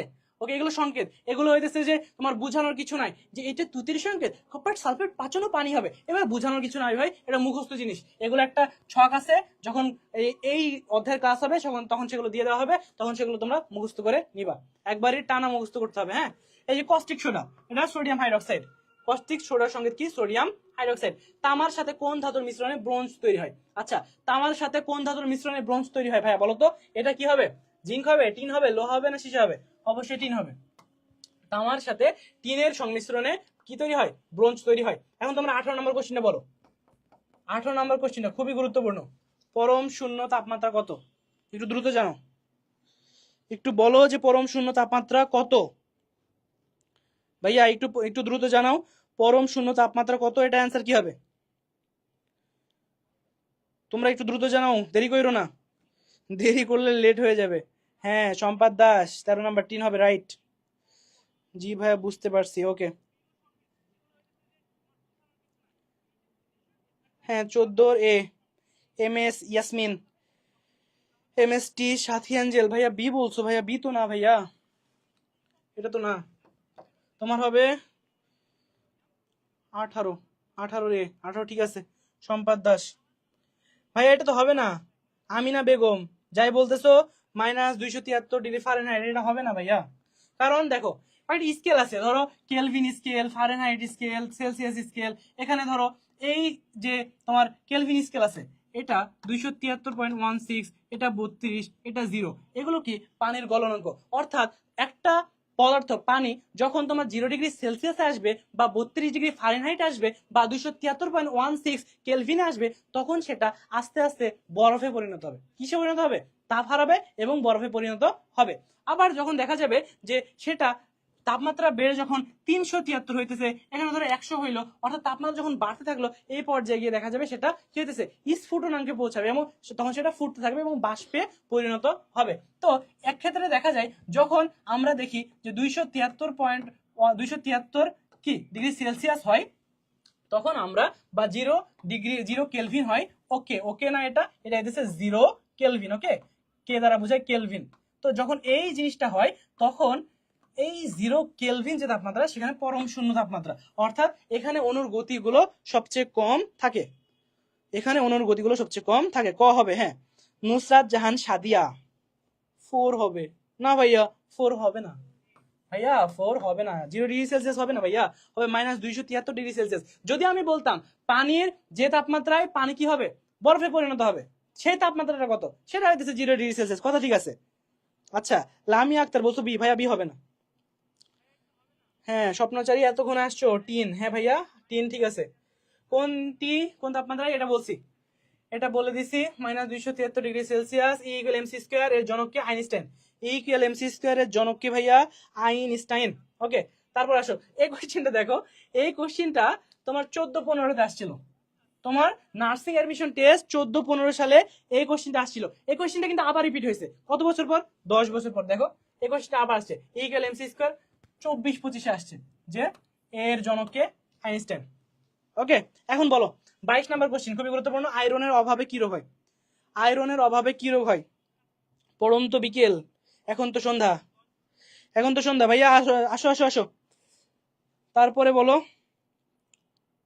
হইছে? এখন বলো আয়রনের অভাবে কি রোগ হয়? আচ্ছা, এখন এই টপিকটা কিন্তু গুরুত্বপূর্ণ। কোন টপিকটা? কিসের অভাবে আমাদের কি রোগ হইতেছে, এই টপিকটা অনেক গুরুত্বপূর্ণ। ধরো এখানে বললো আয়রনের অভাবে কি রোগ হয়, একটু পরে তোমারে বলবে আয়োডিনের অভাবে কি রোগ হয়, একটু পরে তোমারে বলবে রাতকানা রোগ হয় কিসের অভাবে। ঠিক আছে? অর্থাৎ অভাব, তোমার নার্সিং পড়তে আসছো, স্বাস্থ্য রিলেটেড কথাবার্তা, অর্থাৎ এই জিনিসগুলো আসবে, এটাই স্বাভাবিক। তাহলে দেখো আয়রনের অভাবে হয় অ্যানিমিয়া। কারণ কি? এই জিনিসটা একটু ব্যাখ্যা করি, ব্যাখ্যাটা একটু মজার। বলো তো, আরবিসি, আরবিসির মধ্যে কি নিউক্লিয়াস আছে? নিউক্লিয়াস নাই। আল্লাহ তাআলা আরবিসির মধ্যে কেন নিউক্লিয়াস দেন নাই? কারণ আরবিসি এটা একটা রক্তকণিকা, এটার মধ্যে যদি নিউক্লিয়াস থাকতো তাহলে এটা এরকম ভাঁজ হইতে পারতো না। এটা এরকম ভাঁজ হইতে পারতো না। এর জন্য আল্লাহ তাআলা আরবিসির মধ্যে নিউক্লিয়াস দেন নাই। এখন কথা হইছে এইরকম দ্বি অবতল যে শেপ বিশিষ্ট হইলো আল্লাহ তাআলা যে বানাইলেন, এটার কার্যকারিতা কি? কারণ এই যে স্কুইজ হইলো না, এই স্কুইজ শেপে আরবিসি কে কি করতে হবে? তোমার অক্সিজেন নিতে হবে। কি নিতে হবে? অক্সিজেন নিতে হবে। আরবিসির মধ্যে হিমোগ্লোবিন থাকে, এর জন্য আরবিসি কে লাল দেখায়, এর জন্য মানুষের রক্তের রং লাল। ঠিক আছে, তো এই আরবিসিতে যে হিমোগ্লোবিন থাকে, হিমের একটা অংশ হচ্ছে হিম, যেটা সেটা হচ্ছে ফেরাস, এবং গ্লোবিন সেটা প্রোটিন। তো এই যে গ্লোবিন বা এই যে ফেরাস, এই ফেরাসই হইতেছে আয়রন। ফেরাস মানে কি? আয়রন। আয়রন মানে কি? লোহা, একই জিনিস। তো এই যে ফেরাস, এটার অভাবে অ্যানিমিয়া হয়। কেন হবে? কারণ হইতেছে যখন তোমার এটার অভাব হবে তখন আয়রনের পরিমাণ কমে যাচ্ছে, অর্থাৎ এখানে হিমোগ্লোবিনের সমস্যা দেখা দিচ্ছে, অর্থাৎ হিমোগ্লোবিনের পরিমাণ কমে যাচ্ছে। অর্থাৎ আর অ্যানিমিয়া কি? যখন আরবিসির পরিমাণ কমে যাবে তখনই সেটা অ্যানিমিয়া। অর্থাৎ তোমার শরীর ফ্যাকাশে হয়ে যাবে, তোমার শ্বাস নিতে সমস্যা হবে। কারণ কি শ্বাস নিতে সমস্যা হবে? কেন? কারণ তোমার দেহে আরবিসির পরিমাণ কমে গেছে। আরবিসি যে পরিমাণ অক্সিজেন তোমার শরীরে নিয়ে যাওয়ার কথা, ওই পরিমাণ নিয়ে যেতে পারতেছে না। ফ্যাকাশে হবে কেন? কারণ তোমার রক্তে যে হিমোগ্লোবিন থাকার পরিমাণ সেটা কমে গেছে। সেটাই অবস্থা অ্যানিমিয়া। ওকে, বুঝতে পারছো ভাইয়া? বলো যে বুঝতে পারছি। বলো বলো বলো। হ্যাঁ, বলতেছে রাতকানা। আয়রনের অভাবে রাতকানা রোগ হয় বেটা? ভাইয়া রে, আয়রনের অভাবে রাতকানা হয় না ভাইয়া রে, এটা হয় অ্যানিমিয়া। আয়রনের অভাবে রাতকানা রোগ হয় না, এটা হয় অ্যানিমিয়া। আসো, হইছে? আচ্ছা আচ্ছা, এখন বলো যে ক্লাস কি বুঝতে পারতেছো? যদি ক্লাস বুঝতে পেরে থাকো লেখো, জানাও। আবার ক্লাসে যদি কোনো কিছু না বুঝতে পারো তাও জানো, ওপেনলি জানো যে ভাইয়া এই জিনিসটা বুঝতে পারতেছি, এই জিনিসটা বুঝি নাই। যদি বলো যে ভাই ক্লাস ভালো লাগতেছে না, তাহলে বাদ দিয়ে দিই, শেষ করে দিব। বললে শেষ করে দিব, যাও। হ্যাঁ, 22 অ্যানিমিয়া, রাইট। ঠিক আছে ভাইয়া, আমি চাইতেছি আমি চাইতেছি তোমার এই জিনিসগুলো বুঝানোর জন্য। এই জিনিসটা তোমার অনেক গুরুত্বপূর্ণ, এগুলো একটু বুঝে যাও, তোমার ইন ফিউচারে এগুলো অনেক হেল্প হবে। ঠিক আছে, ওকে। তারপরে আসো, তোমরা বুঝতে পারতেছো কিন্তু ভাই কমেন্ট করতেছো না। কমেন্ট করতে কি হইতেছে তোমাদের? হ্যাঁ, এই তো, সাবাস। ওকে, আসো আসো আসো। তারপরে তারপরে কোশ্চিন দেখো, আয়োডিনের অভাবে কি হয়? আয়োডিনের অভাবে কি রোগ হয়? আয়োডিনের অভাবে হয় গলগণ্ড। ওকে, তারপর রাতকানা রোগ হয় কিসের অভাবে? ভিটামিন এর অভাবে। রাতকানা রোগ হয় ভিটামিন এর অভাবে। যখন দেখলো যে রাতকানা রোগ হইতেছে ভিটামিন এর অভাবে, তখন জাপানিজ বিজ্ঞানীরা কি করলেন? ধানের মধ্যে ভিটামিন এর যে জিনটা সেটা ঢোকাই দিলেন। তখন যেন কি হয়? যেন যেই ধানটা থেকে যে চালটা উৎপন্ন হবে সেটা যখন তুমি খাবা, অটোমেটিক তোমার দেহে যেন ভিটামিন এ আসে, তোমার যেন রাতকানা জাতীয় কোনো সমস্যা না হয়। ওকে ওকে। হ্যাঁ, তুমি করতেছো, ঐশী সরকার, তুমি কমেন্ট করতেছো ভাইয়া, আমি বুঝতেছি, কিন্তু সবাই তো তোমার মতো না। দেখো, এই অনলাইন ক্লাসে কি হয় আমি তোমারে বলি, আমি কি তোমারে দেখতে পাচ্ছি? তুমি আমারে দেখতে পাচ্ছ, ঠিক আছে, কিন্তু আমি তো তোমারে দেখতে পাচ্ছি না। এখন আমি একটা মোবাইলের সামনে ভার্চুয়ালি পড়াচ্ছি, এখন আমার স্টুডেন্ট তারা কি আমার কথা বুঝতেছে না বুঝতেছে না, এটা তো আমাকে জানতে হবে। এটা জানবো কিভাবে? কমেন্টের মাধ্যমে। ঠিক আছে, এখন তুমি যদি ল্যান্ডস্কেপ মোডে এভাবে ফোনটা রাইখা তুমি হয়তো ক্লাস করতে থাকলে, আমি তো বুঝতেছি না যে আসলে তোমরা বুঝতেছো না বুঝতেছো না। আচ্ছা, thank you Radia, thank you Swapnochari, তোমার নামটা অনেক সুন্দর, বুঝছো? আপু বা ভাইয়া, তোমার নামটা অনেক সুন্দর, স্বপ্নচারী। রাবিয়া ইসলাম, সাথী অ্যাঞ্জেল, সাথী অ্যাঞ্জেল, হ্যাঁ সাথী অ্যাঞ্জেল, অ্যান্সার ঠিক আছে। Vitamin C. স্কারভি কি? যখন তোমাদের সর্দি হয় না, এই সর্দি জিনিসটাই বোঝাচ্ছে, এটা হচ্ছে স্কারভি। তখন কি বলে ডক্টর? যে তোমরা টক জাতীয় ফল খাও, টক জাতীয় ফল খাও। কেন বলে যে টক জাতীয় ফল খাইতে? কারণ কি? কারণ তোমার কি লাগবে? তোমার ভিটামিন সি লাগবে। আর টক জাতীয় ফলে কি থাকে ভাইয়া? Vitamin C. তোমার টক জাতীয় ফল ধরো লেবু, পেয়ারা, এগুলোতে কি থাকে? Vitamin C. সেই জন্য ডক্টর এই ফল খাইতে বলে। আচ্ছা, ব্রোঞ্জ কোন ধাতু সমন্বয়ে তৈরি? এটা আগে পড়ছি, এখন আবার বলে দিই। এখানে একটা টুইস্ট আছে, জিনিসটা লক্ষ্য করো। দেখো, এখানেও বললো তামা, এখানেও বললো তামা, এখানেও বললো তামা। যখন একটা স্টুডেন্ট দেখছে যে 3 জায়গায় তামা, স্টুডেন্টের মাইন্ড সেট আপ, ভাই 3টার মধ্যে একটা যে অপশন হবে এটা মাস্ট।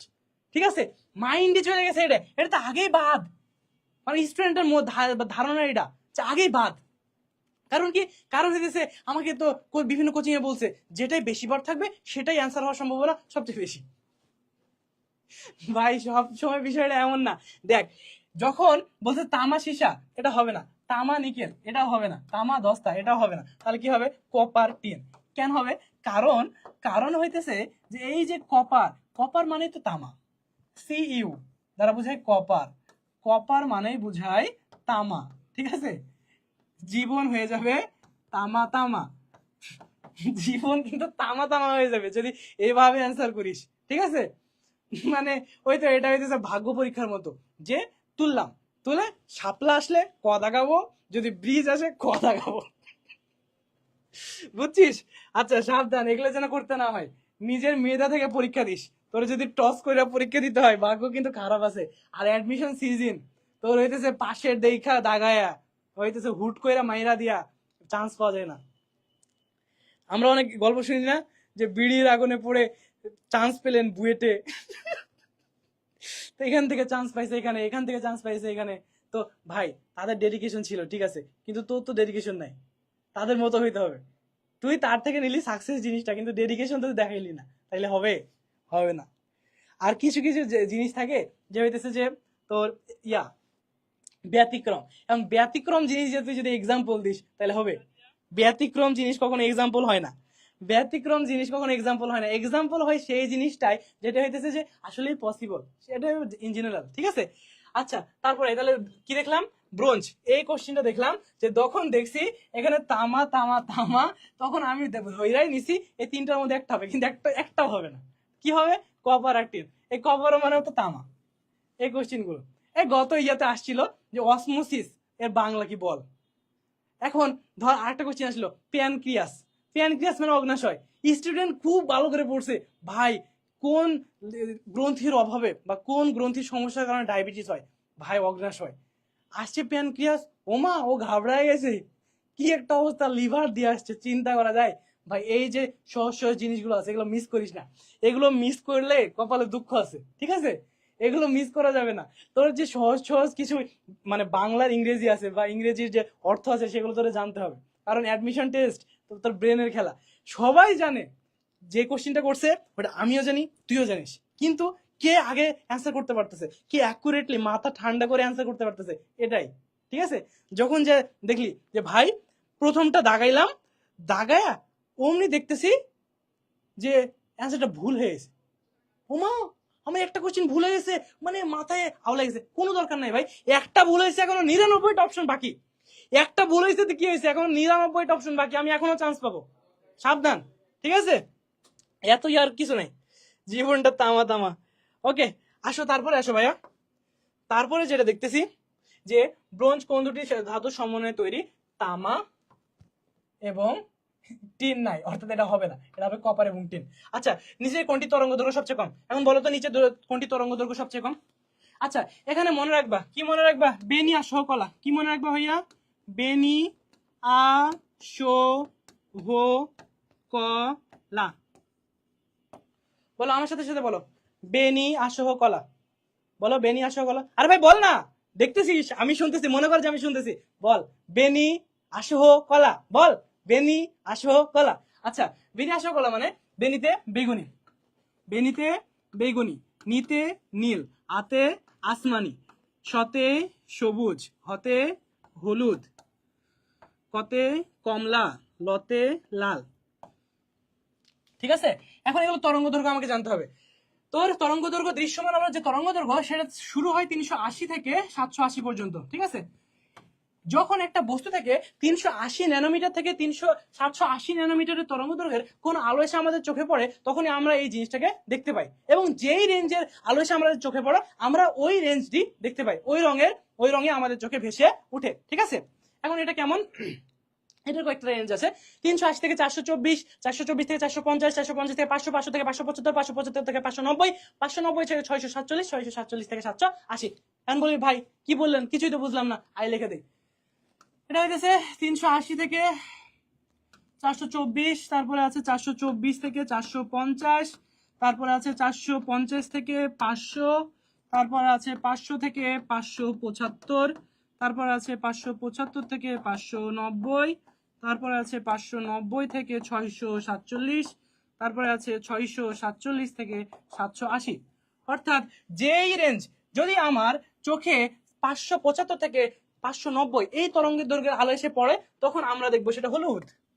তখন আমরা সেটা কি দেখবো? হলুদ রঙের, অর্থাৎ এই রঙের। এই রংটা লিখতেছি না হলুদ রং দিয়ে, তার মানে এখান থেকে তোর চোখে এই ভার্চুয়ালি 575 থেকে 590 এই তরঙ্গ দৈর্ঘ্যটা কি তুই দেখতে পাচ্ছিস, বা এই তরঙ্গ দৈর্ঘ্য তোর কাছে পৌঁছাইতেছে, ঠিক আছে? আচ্ছা, এখন কোন জিনিসটা ভাই সাদা হবে? অর্থাৎ সবগুলোর মিশ্রণ হইতেছে আমাদের সাদা, ঠিক আছে? যখন সবগুলো রং একসাথে দেখবো, যেমন সূর্যের ক্ষেত্রে দেখবি সূর্যে সবগুলো একসাথে থাকে, ঠিক আছে? অর্থাৎ এই জন্য আমরা সেটাকে কি দেখি? সাদা রঙের দেখি। কেমন? আমরা কি দেখি ভাইয়া? সাদা রঙের দেখি। ওই সূর্যের আলোটাই তুই কি কর, ইয়ার মধ্যে ঢুকা, প্রিজমের মধ্যে ঢুকা, দেখবি যে বিভিন্ন রঙে তোমার সবুজ, হলুদ, তারপরে বিভিন্ন রঙে এটা ভাগ হয়ে গেছে, ঠিক আছে? ওকে ভাইয়া, ক্লিয়ার? আচ্ছা, তাহলে এটা অ্যান্সার কি হবে বল, দ্রুত দ্রুত। অ্যান্সার আমি কিন্তু কইরাই দিছি, তুই শুধু বলবি ভাই এটা হবে, দ্রুত বল। আমার টিনের মতো। কপাল আমার টিনের মতো, কপাল টিনের মতো। এর এর দায় কার? এর দায় কি হইতেছে? যে আল্লাহ তাআলার। শোন, ভাগ্য, কপাল মানে কি বোঝাইতেছি? ভাগ্য। ভাগ্য অপরিবর্তনশীল, কিন্তু শুধুমাত্র একটা জিনিস ভাগ্য পরিবর্তন করতে পারে, সেটা কি? দোয়া। সেটা কি? দোয়া। আল্লাহ তাআলার কাছে বেশি বেশি দোয়া করবি। যে যেই ধর্মে আছিস, যে যেই ধর্মে আছিস, সে সেই সৃষ্টিকর্তার কাছে বেশি বেশি দোয়া করবি যে আমার ভাগ্যটাকে ভালো করো, আমার ভাগ্যটাকে উন্নত করো। এখন তুই আল্লাহর কাছে দোয়া করতেছিস যে আল্লাহ আমাকে চান্স পেয়ে দাও, আমাকে চান্স পেয়ে দাও, আমাকে চান্স পেয়ে দাও, কিন্তু দিনে 18 ঘন্টা রিলস দেখিস। এখন তুই বল যে তোর কি চান্স হবে?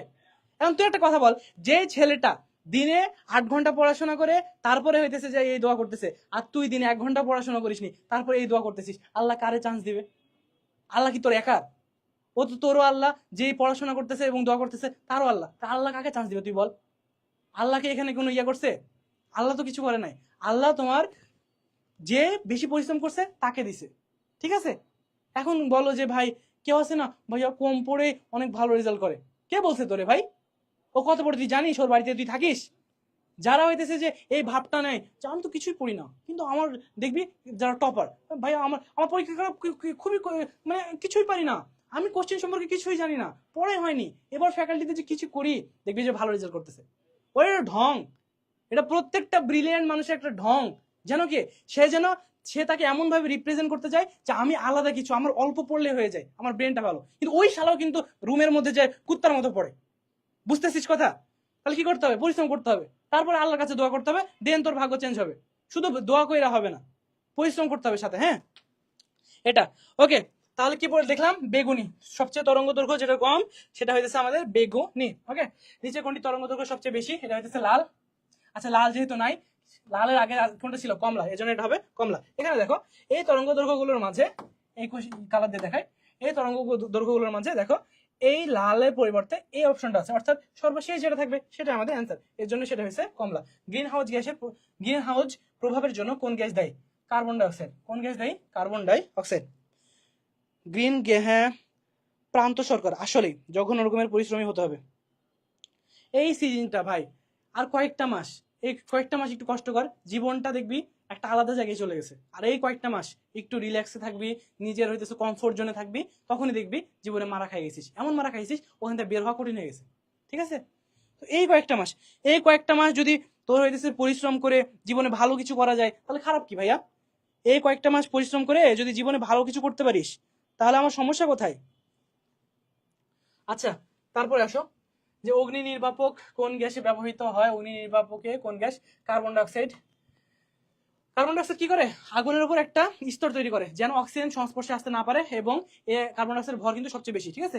তো এটা কি হয়? একটা স্তর তৈরি করে যেন অক্সিজেন সংস্পর্শে না আসতে পারে, আগুনটা যেন নিভে যায়। আর অক্সিজেন এমন একটা গ্যাস যেটা হইতেছে অন্যকে জ্বালাতে সহযোগিতা করে। অক্সিজেন কিন্তু দাহ্য না, মানে দাহ্য পদার্থ না, কিন্তু অন্যকে জ্বালাতে সহযোগিতা করে। নিচের কোন গ্যাসটি অ্যাসিড ধর্মী? Carbon dioxide. কারণ কার্বন ডাইঅক্সাইড পানির সাথে বিক্রিয়া করে কার্বনিক অ্যাসিড তৈরি করে। H2CO3 বললাম না, H2CO3 তৈরি করে, মানে কার্বন ডাইঅক্সাইড পানির সাথে বিক্রিয়া করে অ্যাসিড বা কার্বনিক অ্যাসিড তৈরি করে, এজন্য তোর কি কার্বন ডাইঅক্সাইড অ্যাসিড ধর্মী। এই টপিকটা তোকে আমি বুঝাইলাম, দেখ কার্বন ডাইঅক্সাইড থেকে কোশ্চেন আসছে, আবার কার্বন ডাইঅক্সাইড থেকে কোশ্চেন আসছে, এবং গতবার এখানে কার্বন ডাইঅক্সাইড থেকে কোশ্চেন আসলো, অর্থাৎ কার্বন ডাইঅক্সাইডের যে টপিক এটা গুরুত্বপূর্ণ, এই জিনিসটা এখান থেকে বুঝ, কোশ্চেন গুলো বুঝবি, প্লাস বুঝবি যে আসলে এই জিনিসটা কি হইতেছে। বায়ুমণ্ডলের তাপমাত্রা বৃদ্ধিতে কার্বন ডাইঅক্সাইড, এটা হবে অ্যান্সার। রিকেটস রোগ হয় করোনাভাবে ভিটামিন ডি। রিকেটস রোগ কি? তোর হইতেছে হাড় বেঁকে যাওয়া। রিকেটস রোগ কি? হাড় বেঁকে যাওয়া। রিকেটস রোগ কি? হাড় বেঁকে যাওয়া। ঠিক আছে, ওকে। এখন বল তো ভাই, তুই আমার বল ডায়াবেটিস হয় কিসের অভাবে? এবার বল। অলরেডি আজকের ক্লাসে বলছি, আজকের ক্লাসে কিন্তু আমি বলছি ডায়াবেটিস হয় কিসের অভাবে। এখন যদি না বলিস তাহলে তোদেরকে ধরে পিটাবো। বল বল বল বল, তাড়াতাড়ি বল, কোনটা হবে? গ্লুকাগন, গ্লুকোজ, থাইরক্সিন নাকি ইনসুলিন? কোনটা হবে বলতো? একটু দ্রুত বল। ডায়াবেটিস রোগটা হয় তোর ইনসুলিনের অভাবে। কেন? আমি বলি, ইনসুলিন কি করে তোর শরীরে? ইনসুলিন যেটা আছে না, এটা তোর শরীরে যে গ্লুকোজ আছে, গ্লুকোজের পরিমাণটাকে কমায় রাখে। ইনসুলিন কি করলো? গ্লুকোজের পরিমাণটাকে কমাইলো।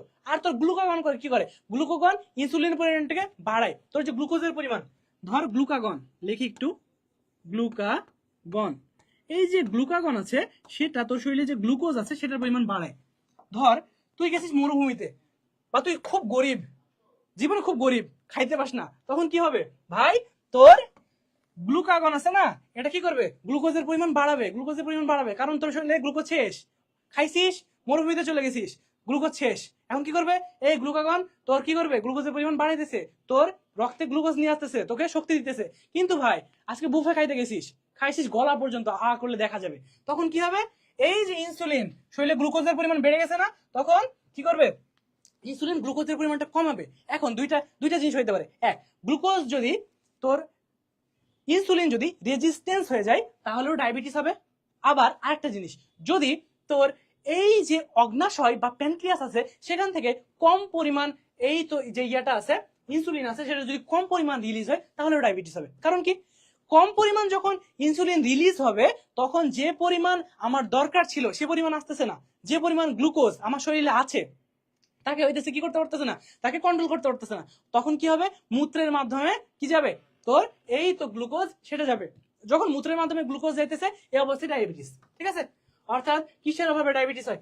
হ্যাঁ বল, বুঝতেছিস কিসের অভাবে? কোন হরমোনের ঘাটতির অভাবে? বল 36 নম্বর, বল বল তাড়াতাড়ি, একটু তাড়াতাড়ি ভাইয়া, একটু তাড়াতাড়ি। হ্যাঁ, আনিকা খাতুন, আনিকা খাতুন, ঠিক আছে ভাইয়া, তুমি বলছো ইনসুলিন। ঠিক আছে, 36-এর বি। হ্যাঁ 36-এর বি কোন হরমোন? ইনসুলিন, রাইট হয়েছে। 36 কি বলছে? 34, 34 নং। ও রিকেটস রোগ। আচ্ছা ভাইয়া শোন, আমাদের শরীরে এক একটা ভিটামিনের এক এক রকম কাজ। ধর স্কারভি হয় কিসের অভাবে? ভিটামিন সি এর অভাবে না? তো স্কারভি তখনই হবে যখন আমাদের শরীরে ভিটামিন কি সি এর অভাব দেখা দিবে, অর্থাৎ ভিটামিন সিটা স্কারভির বিরুদ্ধে কাজ করে। ঠিক আছে, যখন ভিটামিন সি চলে আসতেছে দেহে তখন ওই রোগটা আর হইতেছে না। তো একই জিনিস ভিটামিন ডি এর ক্ষেত্রে লক্ষ্য কর। ভিটামিন ডি আমাদের হাড়ের মজবুত করতে, হাড় মজবুত করতে সহযোগিতা করে। ঠিক আছে, এখন হাড়ের গঠন সুনিশ্চিত করতে এটা সহযোগিতা করে। এখন যখন আমার শরীরে এই ভিটামিন ডি এর অভাব হবে তখন হাড়টা সোজা না থেকে হাড়টা বেঁকে যাবে, হাড়টা এভাবে এমন হয় এমন গঠন হবে, মানে বেঁকে যাবে এক কথায়। এই যে অবস্থা, এই অবস্থায় হইতেছে রিকেটস। ঠিক আছে, সার্চ দাও গুগলে যে রিকেটস রোগ, দেখবা এভাবে, মানে কিছু কিছু মানুষ আছে দেখবা তার যাদের হাড় বাঁকা তাদেরকে বলা হয় রিকেটস রোগ হয়েছে। ঠিক আছে, এটা ভিটামিন ডি এর অভাবে। কেমন বুঝতে পারছো ভাইয়া? ওকে ওকে ওকে ওকে। ডায়াবেটিস, বহুমূত্র, হ্যাঁ সাবাস সাবাস সাবাস সাবাস। প্রান্ত সরকার, ভাইয়া এগুলো কি বিএসসি নাকি ডিপ্লোমা? ভাইয়া বিএসসি এরও ক্লাস হইতেছে, ডিপ্লোমারও ক্লাস হইতেছে। এই কোশ্চেন বিএসসি তেও আসছে, ডিপ্লোমাতেও আসছে। ঠিক আছে, সো এভাবে ওয়াইড হওয়ার কিছু নাই যে আসলে কোনটা ক্লাস করতেছি। নিচে কোনটি দুর্বল আছে, এই কোশ্চেনটা না পারলে তোদের খবর আছে। এই কোশ্চেনটা আমি আজকের ক্লাসে করাইছি। বল এমডি হাসান, আসসালামু আলাইকুম ভাইয়া। ওয়ালাইকুম আসসালাম ভাইয়া, একটু দ্রুত বল নিচে কোনটি দুর্বল আছে। এটা কিন্তু আজকের ক্লাসে পড়াইছি ভাই।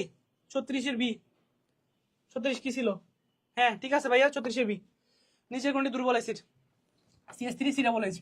এটা সময় নষ্ট না করে ভিনেগারের অ্যাসিডের, ভিনেগার নিচে কোন অ্যাসিডটি উপস্থিত থাকে? এটা হইতেছে অ্যাসিডিক অ্যাসিড। এটা কি উপস্থিত থাকে ভাইয়া? Acidic acid. ভিনেগারের রাসায়নিক নাম কি? Acidic acid. ভিনেগারের রাসায়নিক নাম কি? Acetic acid. ওকে, আচ্ছা এখন তারপরে যেটা আমরা পড়বো হয়েছে এতটুকু ক্লিয়ার? এতটুকু ক্লিয়ার হয়েছে? এতটুকু ক্লিয়ার হইলে জানো এই টপিকটা খুবই গুরুত্বপূর্ণ। কেন? কারণ দেখো তোমার একটু কথা বলি যে কোনবার আসছে যে ভিনেগারের রাসায়নিক নাম কি, আসে অ্যাসিটিক অ্যাসিড। এখন কোনবার আসছে ভিনেগারে পানির পরিমাণ কত, কোনবার আসছে ভিনেগারে অ্যাসিটিক অ্যাসিডের পরিমাণ কত, কোনবার আসছে ভিনেগারের পিএইচ কত, কখন আসছে কৃত্রিম খাদ্য সংরক্ষণ কোনটা, কোনবার আসছে যে এটা কিভাবে খাদ্য সংরক্ষণ করে।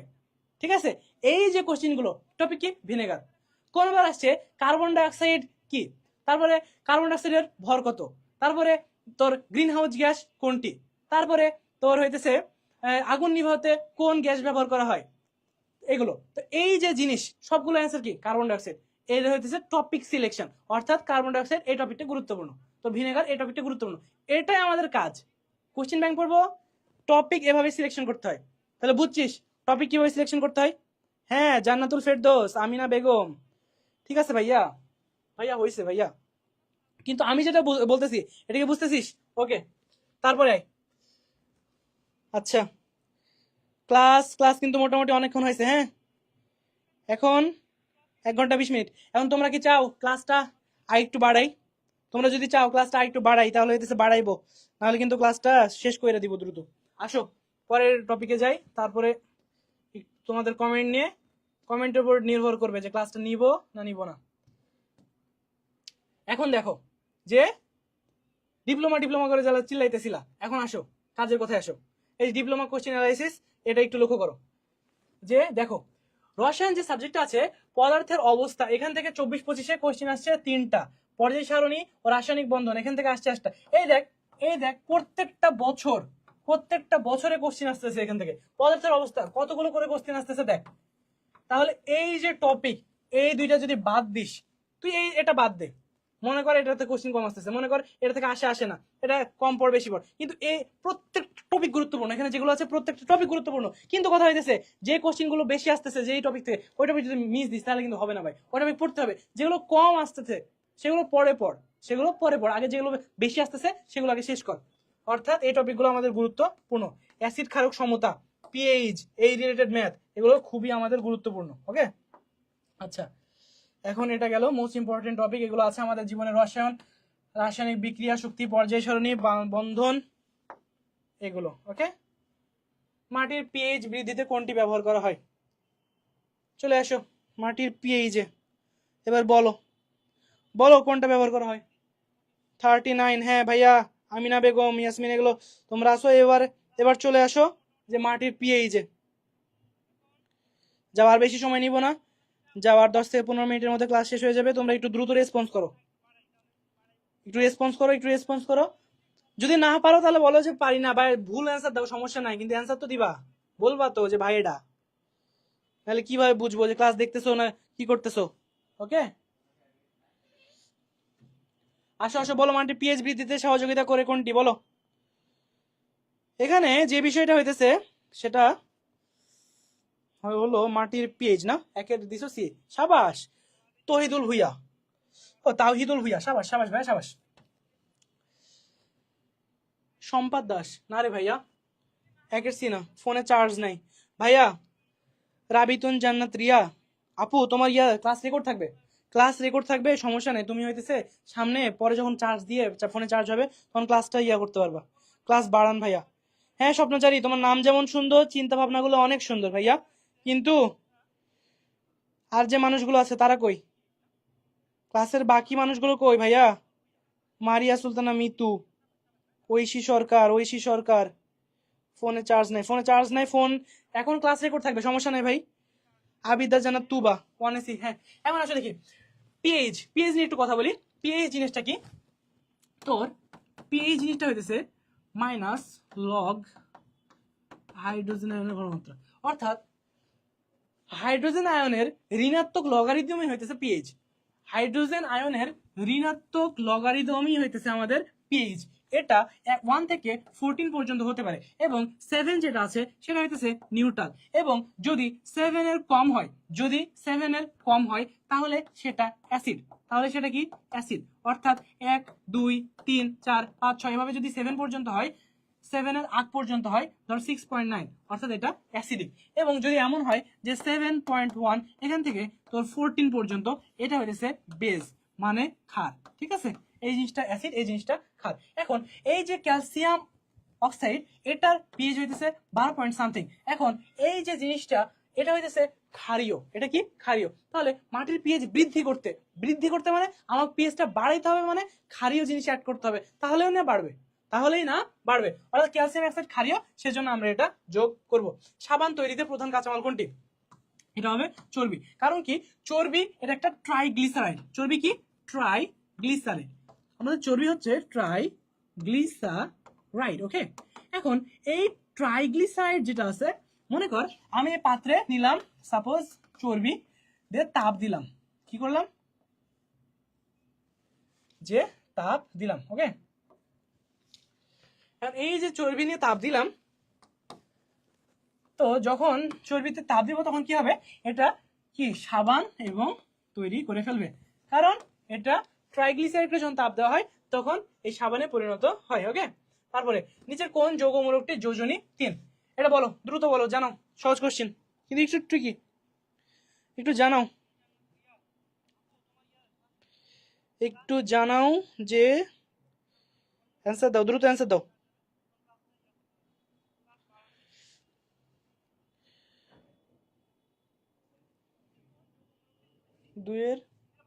দুইয়ের এ। দুই কি ছিল ভাই? হ্যাঁ চর্বি, হ্যাঁ ঠিক আছে ভাই। হ্যাঁ রাবিয়া ইসলাম, ঠিক আছে ভাইয়া। মারজানা আরাফাত ইয়াসমিন, ঠিক আছে। হাবিদা জান্নাত তুবা, অ্যান্সার ঠিক। ঐশী সরকার, ঠিক আছে। আমিনা বেগম, অ্যান্সার ঠিক আছে ভাইয়া। আসো আসো, দ্রুত শেষ করতে হবে। নিচের কোন যৌগমূলকের যোজনী কোনটা? সালফাইড, এটা হইতেছে S মাইনাস, ঠিক আছে। Phosphate PO4 3 minus. আচ্ছা carbonate CO3 2 minus. Nitrate NO3 minus. তাহলে দেখো কোন যৌগমূলকের যোজনী 3? এখন সব লিখে দিছি, এখন তুমি বলো কোনটা 3। বলো বলো বলো, কোনটা যোজনী 3 বলো। সব লিখে দিছি ভাই। লিখে দেওয়ার পর তোরা বলিস ভাই 3 ঘ। কেন ভাই? Nitrate NO3 minus. NO3 নিচেরটা তো যোজনী না ভাই, যোজনী হইতেছে উপরেরটা। যোজনী কয়টা? উপরেরটা। উপরে যেটা থাকতেছে ওইটা হইতেছে যোজনী। সালফেট যে S মাইনাস, এটা ইয়ের যোজনী, ঠিক আছে? মানে সালফাইডের যোজনী। PO4 3 মাইনাস, এটা হইতেছে ফসফেটের যোজনী। কত? 3 মাইনাস, অর্থাৎ যোজনী 3। যোজনী কত? 3। কার্বনেট CO3 2 মাইনাস, অর্থাৎ যোজনী 2। এই যে নাইট্রেট NO3 মাইনাস, মানে যোজনী 1। যোজনী কত? 1। এই জিনিসটা, ওকে? 3 এর বি ফসফেট, এই তো রাইট। পার্থ হালদার, কই ছিলি ভাই তুই এতক্ষণ? পার্থ হালদার, সাবাস সাবাস, সুন্দর হইতেছে পার্থ। আসো আসো। আবিদা জানা তুবা, মার জানা, স্বপ্নচারী ভাইয়া, আপনি কি আরো ক্লাস নেবেন? এটা ডিপেন্ড করতেছে ভাইয়া, এটা এখনো ডিপেন্ড করতেছে ক্লাস নিব কিনা, কারণ এখন অনেক কি চলতেছে, ব্যস্ততা চলতেছে, দেখি ক্লাস নেওয়া যায় কি। সরি ভাইয়া, আমার একটু দেরি হয়ে গেছে ভাই। ক্লাস কিন্তু শেষের পথে, ওকে? ওকে ভাইয়া, চালায় যাও, একটু দ্রুত অ্যান্সার করো। তারপরে কোশ্চেন আসো। তারপরে কোশ্চেন কি আছে? অ্যাসিটিক অ্যাসিডের অন্য নাম কি? পড়াইছি না আজকের ক্লাসে? কি পড়াইছি ভাইয়া? অ্যাসিটিক অ্যাসিডের অন্য নাম ভিনেগার, বা ভিনেগারের অন্য নাম অ্যাসিটিক অ্যাসিড। বললাম না টপিকটা গুরুত্বপূর্ণ, বিএসসিদের জন্য গুরুত্বপূর্ণ, ডিপ্লোমাদের জন্য গুরুত্বপূর্ণ, ওকে? হয়েছে? আচ্ছা, অক্সিজেন আবিষ্কারক কোনটি? অক্সিজেনের আবিষ্কার করেন কে? এটা হবে জোসেফ প্রিসলি, এটা হবে জোসেফ প্রিসলি। আবিষ্কারকের নাম? অদাহ্য পদার্থ কোনটি? বলো, অদাহ্য পদার্থ কোনটি? অদাহ্য পদার্থ কোনটি? অদাহ্য পদার্থ কোনটি? শোনো, ক্লাস ভালো হবে না খারাপ হবে এটা ডিপেন্ড করে অনেকাংশে তোমাদের উপর। ধরো আমি পড়াইতেছি এখানে, তোমাদের কোনো রেসপন্স নাই, আমি কি ক্লাসটা নিতে পারবো আমার মন থেকে? আমি কি দিতে পারবো আমার যতটুকু আছে? কিন্তু তুমি যদি রেসপন্স করো তাহলে কিন্তু আমি তার চেয়ে বেশি দিতে পারবো যতটুকু দিতে পারতেছিলাম। তাহলে এটা ডিপেন্ড করতেছে অনলি ইউ, ঠিক আছে? তুমি ভালো রেসপন্স করো, ক্লাস অবশ্যই ভালো হবে। যখন দ্রুত তুমি রেসপন্স করতেছো, আমি বুঝতেছি যে আমার স্টুডেন্ট বুঝতেছে, আমি বোঝা দিতে পারতেছি, আমি শান্তি নিয়ে ক্লাসটা করাইতে পারবো। এখন আমি ক্লাস নিচ্ছি, তুমি ক্লাস দেখতেছো, হ্যাঁ ভাইয়া ক্লাস দেখতেছি, ভাই আমি তো বুঝতেছি না, আমি তো ভার্চুয়ালি দেখতেছি না যে তুই আসলে বুঝতেছিস কিনা। তুই কমেন্টে বল, না যদি বুঝতে পারিস আমারে বল, আমি বুঝাই দেওয়ার জন্য আসছি ভাই। যে কোনো কোশ্চিন তুই আমারে কর যে ভাই এটা বলেন, এটা বুঝান, এটা বুঝি নাই ভাই আবার বলেন, তোরে আমি একবার কেন 100 বার বুঝাবো, কিন্তু তুই ভাই বইসা আছিস। হুম হুম ভাই, আমি তো বুঝতেছি না যে তুই আসলে বুঝতেছিস কিনা। ওকে, আচ্ছা 4-এর বি কি দিছিস, 6-এর ঘ অধার্য পদার্থ, না অদাহ্য পদার্থ কোনটি? অদাহ্য পদার্থ হইতেছে আমাদের নাইট্রোজেন, কেমন?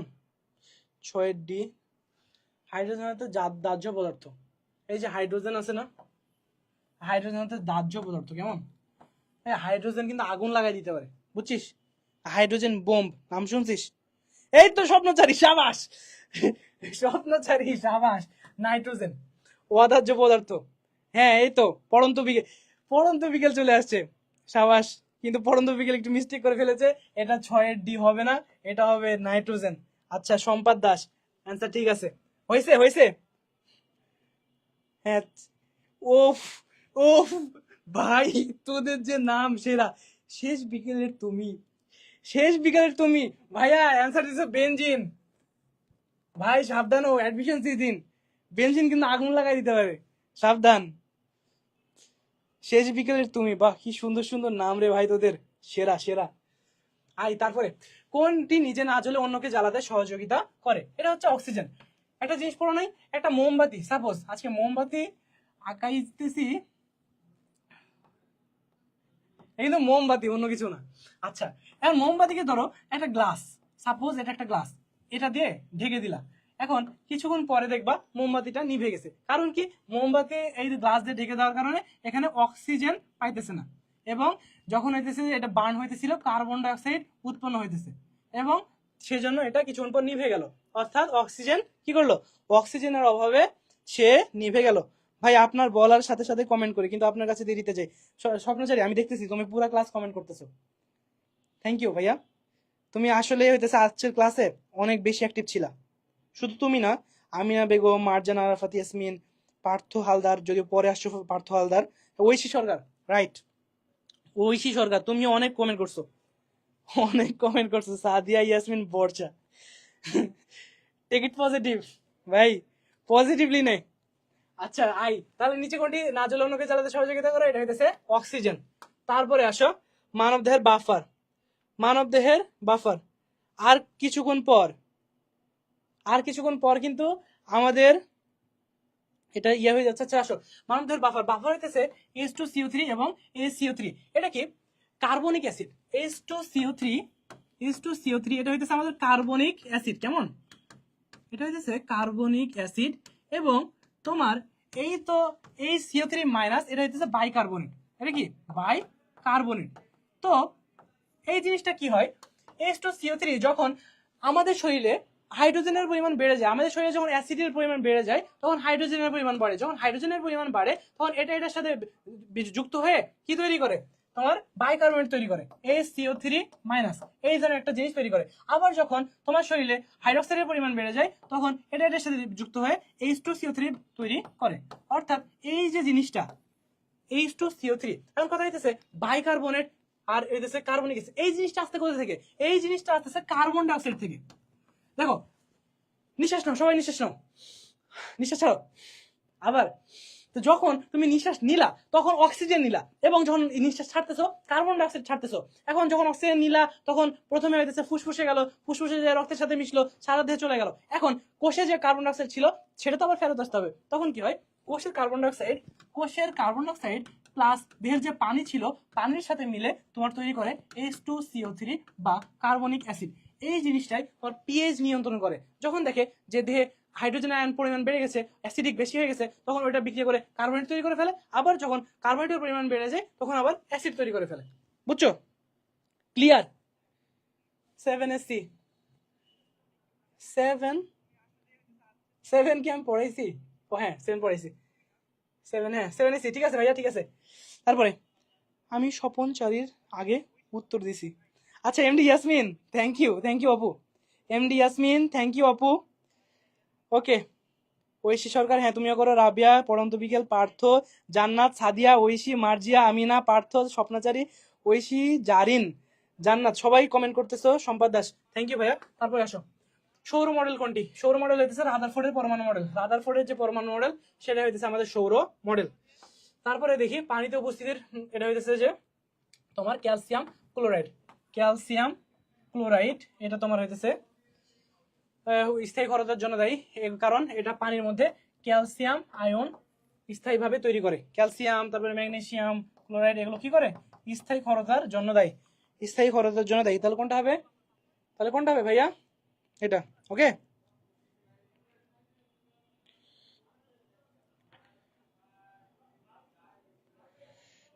ওকে ভাইয়া, ওকে ওকে। আচ্ছা ঠিক আছে, তাহলে এই পর্যন্ত সবকিছু ঠিক আছে কিনা বলো? তুমি আমারে জানাও ভাই, এই পর্যন্ত সবকিছু বুঝতেছো কিনা? তুমি আমারে বলো। ক্লাস কিন্তু শেষ, ক্লাস কিন্তু শেষ। থ্যাংক ইউ, আজকে ক্লাসে 1000 কমেন্ট ডান। থ্যাংক ইউ ভাইয়া, আজকে তোমরা অনেক পজিটিভ ছিলা, অনেক সুন্দরভাবে ক্লাসটা করছো, সব সময় যেগুলো জিজ্ঞেস করছি অ্যান্সারগুলো দিছো, অনেক ধন্যবাদ তোমাদের। এখন ঐশী সরকার, হ্যাঁ এটা ঠিক, সবাই অনেক অ্যাক্টিভ ছিল আসলে। এখন পর্যন্ত লাইভে মেম্বার আছো। এখন বলো, কারো যদি কোনো কোশ্চিন থাকে। আমিনা বেগম, ভাইয়া যদি কোনো কোশ্চিন থাকে বলো। ভাইয়া এমসিকিউ গুলো খুবই গুরুত্বপূর্ণ, আবার এবার আমাদের আলিম পরীক্ষার সাথে অনেক কিছু মিলে গেছে। হ্যাঁ ভাইয়া, তোমাদের এইচএসসি পরীক্ষা আছে না, এইচএসসি পরীক্ষাতে অনেক কমন আসে বুঝছো। আরো কিছু হট টপিক ছিল, যেমন তোমরা যারা বিএসসি আসো তারা কি এইচএসসির বই পড়বা না এসএসসির বই পড়বা? ভাই তোমার এইচএসসির বই পড়তে হবে, সাথে এসএসসির বই পড়তে হবে।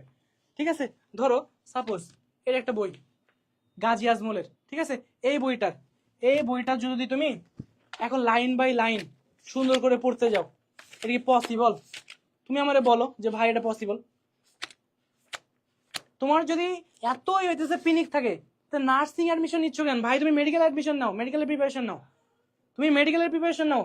যদি না হয় তখন আইসো, ইনশাল্লাহ তখনও চান্স হবে, যদি তুমি নিজেকে প্রিপেয়ার ওভাবে করতে পারো। কিন্তু যদি তোমার অনেক বড় আশা করলা কিন্তু নিজে পরিশ্রম করলো না, তাহলে হবে? তোমার নিজের যদি বেসিক ঠিক না থাকে, তোমার যদি ওই পরিমাণ কি না থাকে তাহলে প্লিজ যে রুট ধরে আগাইতেছো ওই রুট ধরে আগাও। তোমার সব জিনিস পড়তে হয় না, সব জিনিস পড়তে হয় না, যেগুলো দাগানো মূল মূল লাইন সেগুলো পড়তে হয়। এখন শুধু এই একটা বই পড়লে কিন্তু হবে, কিন্তু সবগুলো লাগবে না। আবার একটা বই পড়লেও আরো কিছু গুরুত্বপূর্ণ টপিক থেকে যায়, যেমন নবায়নযোগ্য, অনবায়নযোগ্য, এগুলো আমাকে দেখাও যে এগুলো হইতেছে এইচএসসি টপিক, এগুলো এসএসসি টপিক, কিন্তু বিএসসি তে আসছে। তাহলে তো আমাকে বুঝতে হবে যে এর বাইরেও আলাদা কিছু টপিক আছে, এগুলো আমরা ক্লাসে ক্লিয়ার করে দিব।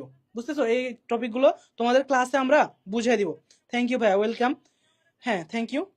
তাহলে এই জিনিসগুলো তোমাদের ক্লাসে আমি ক্লিয়ার করে দিব যে হইতেছে কোন জিনিসগুলো আরো পড়তে হবে। এখন তোমরা কি চাও যে সামনে আমি আবার ক্লাস নেই? যদি এটা চাও তাহলে তোমাদের কি করতে হবে? সামনের ক্লাসে অ্যাক্টিভ থাকতে হবে। আর যদি না চাও, আচ্ছা আসো, কোশ্চিন কি কি আছে করো তো একটু দ্রুত, শেষ করে দিব ভাই, অনেক সময় নিছি। নার্সিং, আচ্ছা দেখো তোমাদের তানভীর ভাই কমেন্ট করছে, নার্সিং ভর্তি প্রস্তুতির জন্য সেরা বই নিয়ে আসছে আমাদের হালকিস্টাইন নার্সিং প্রিপারেশন টিম। ওকে, আমাদের যে হালকিস্টাইন, বুঝতেছো, তোমাদের জন্য কিন্তু বই প্রিপেয়ার করতেছে। তো এটা আশা করা যায় তোমরা একটা ভালো সুন্দর উপহার পাবা। তো সাথে থাকো, ভালো কিছু হবে ইনশাল্লাহ। ভাই বই কবে আসবে এটা তোমাদের জানিয়ে দেওয়া হবে, বুঝছো? এটা তোমাদের জানিয়ে দেওয়া হবে। ডিপ্লোমার জন্য কোন বই পড়বো একটু বলেন। ভাইয়া ক্লাসগুলো করতে থাকো, তোমাদের সব জিনিস আস্তে আস্তে জানিয়ে দেওয়া হবে। ডিপ্লোমার জন্য আপাতত ক্লাসগুলো করো। আর তোমার যে সায়েন্সের যে বইটা ছিল না ডিপ্লোমাতে, তুমি যখন এসএসসির যে সায়েন্স বইটা ছিল না ওই বইটা পড়ো, মানে বিজ্ঞান যে বইটা, তুমি যদি অন্য ইয়া থেকে বিলং করো, ডিপ্লোমা থেকে বলতেছো না, ডিপ্লোমার জন্য তোমার সায়েন্সের বইটা ছিল ওটা পড়বা, প্লাস এইচএসসির বই, তুমি যদি এইচএসসি সায়েন্স নিয়ে থাকো তুমি ডিপ্লোমা পড়ো আর বিএসসি পড়ো, তোমার ওইটা পড়তেই হবে। তুমি যদি এইচএসসিতে সায়েন্সে থেকে থাকো তাহলে তুমি ডিপ্লোমাতে পরীক্ষা দাও আর বিএসসিতে পরীক্ষা দাও, এইচএসসির বইটা অবশ্যই পড়বা, সাথে পড়বা এসএসসির বইটা। বুঝতেছো? আর যদি অন্য বিভাগ থেকে পড়ে থাকো তাহলে এসএসসি যে সায়েন্সের বইটা ছিল ওইটা পড়বা। আর আমরা বই নিয়ে তো আসতেছি। ওকে ভাইয়া, বিজ্ঞানের ক্লাস কি আপনি নিবেন? তুমি কি চাও আমি নিই? যদি তুমি চাও তাহলে নিব। ভাই আপনার ক্লাসটা আজকে মিস করলাম, এমএসটি হিয়া। হ্যাঁ রে আপু, তোরে আজকে মিস করছি আমি অনেক, কারণ তুই একবার শেষে আসছিস, কেন আসছিস জানি না, হয়তো কাজ ছিল, সামনের দিন আগে আসার চেষ্টা করিস। জিনিয়া ইসলাম, ওকে, পড়ন্ত বিকেল। নামটা পড়লে আমার সেই মজা লাগতেছে, তোদের যে নাম আইডির ভাই। হ্যাঁ ওকে, সামনে আরো ক্লাস চাই ইনশাল্লাহ ভাইয়া। আচ্ছা ভাইয়া, আমাদের বিএসসি দের জন্য কোন বোর্ড বই পড়বো, এসএসসি নাকি এইচএসসি? আচ্ছা, তোমরা যারা বিএসসি তে আসো ভাই, তারা এইচএসসি পড়বা মাস্ট, সাথে পড়বা, সাথে পড়বা এসএসসি সায়েন্স, সাথে পড়বা এসএসসি, ঠিক আছে? একটা সুন্দর প্রিপারেশনের জন্য দুইটার কম্বিনেশন অনেক জরুরি, দুইটার কম্বিনেশন অনেক জরুরি। স্যার মিডওয়াইফারির কোন বই পড়বো? লামিয়া সোনিয়া। ভাই দেখো, আমাদের একটা বই আসতেছে, ঠিক আছে? ওই বই আসবে, তোমাদের আপডেট জানিয়ে দেওয়া হবে। কিন্তু তোমরা যেটা করবা, যে তোমাদের যে ইয়েতে ছিল না, যে বইগুলো তোমরা পড়ে আসছো, ওই বইগুলো এখনো পড়ো।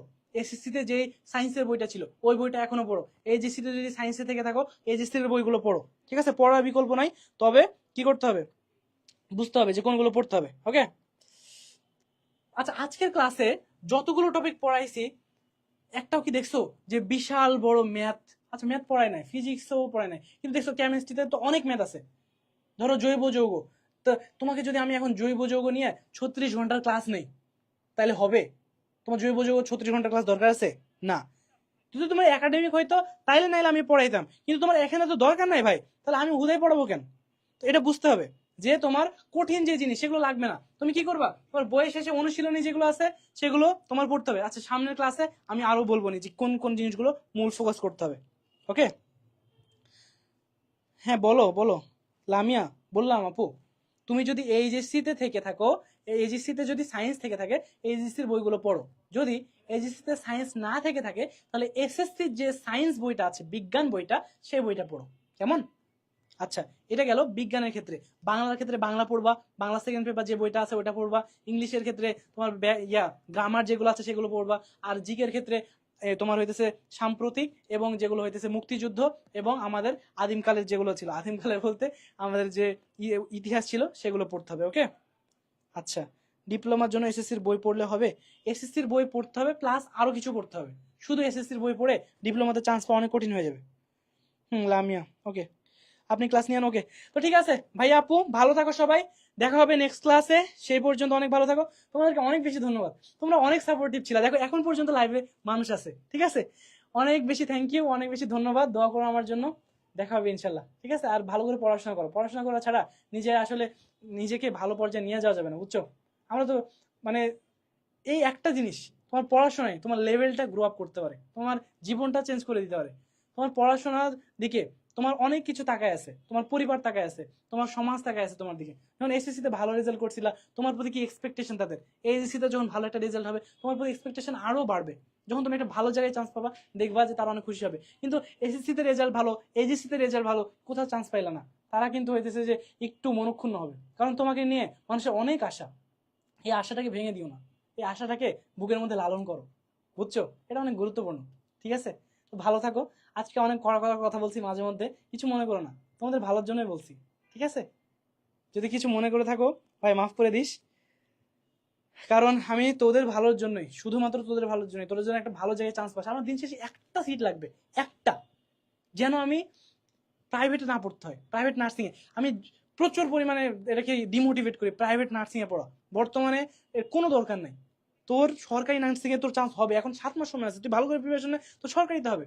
তুই ওইদিকে মনই দিস না, অবশ্যই সরকারিতে পড়তে হবে, এবং সরকারিতেই পড়তে হবে, প্রাইভেট নামে জীবনে কোনো অপশন নেই, ঠিক আছে? ওকে, তো ঠিক আছে, আজকে এই পর্যন্তই, দেখা হবে ইনশাল্লাহ, আসি, আসসালামু আলাইকুম, টাটা। আরেকটা কথা, কোনো কিছু জিনিস যদি জানার থাকে, কোনো জিনিস যদি জানার থাকে, আমি এখন একটা কমেন্ট করতেছি,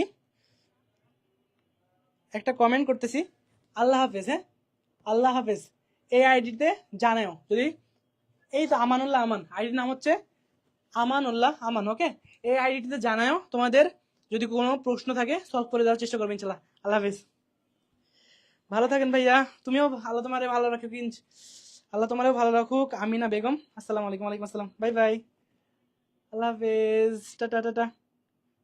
আবি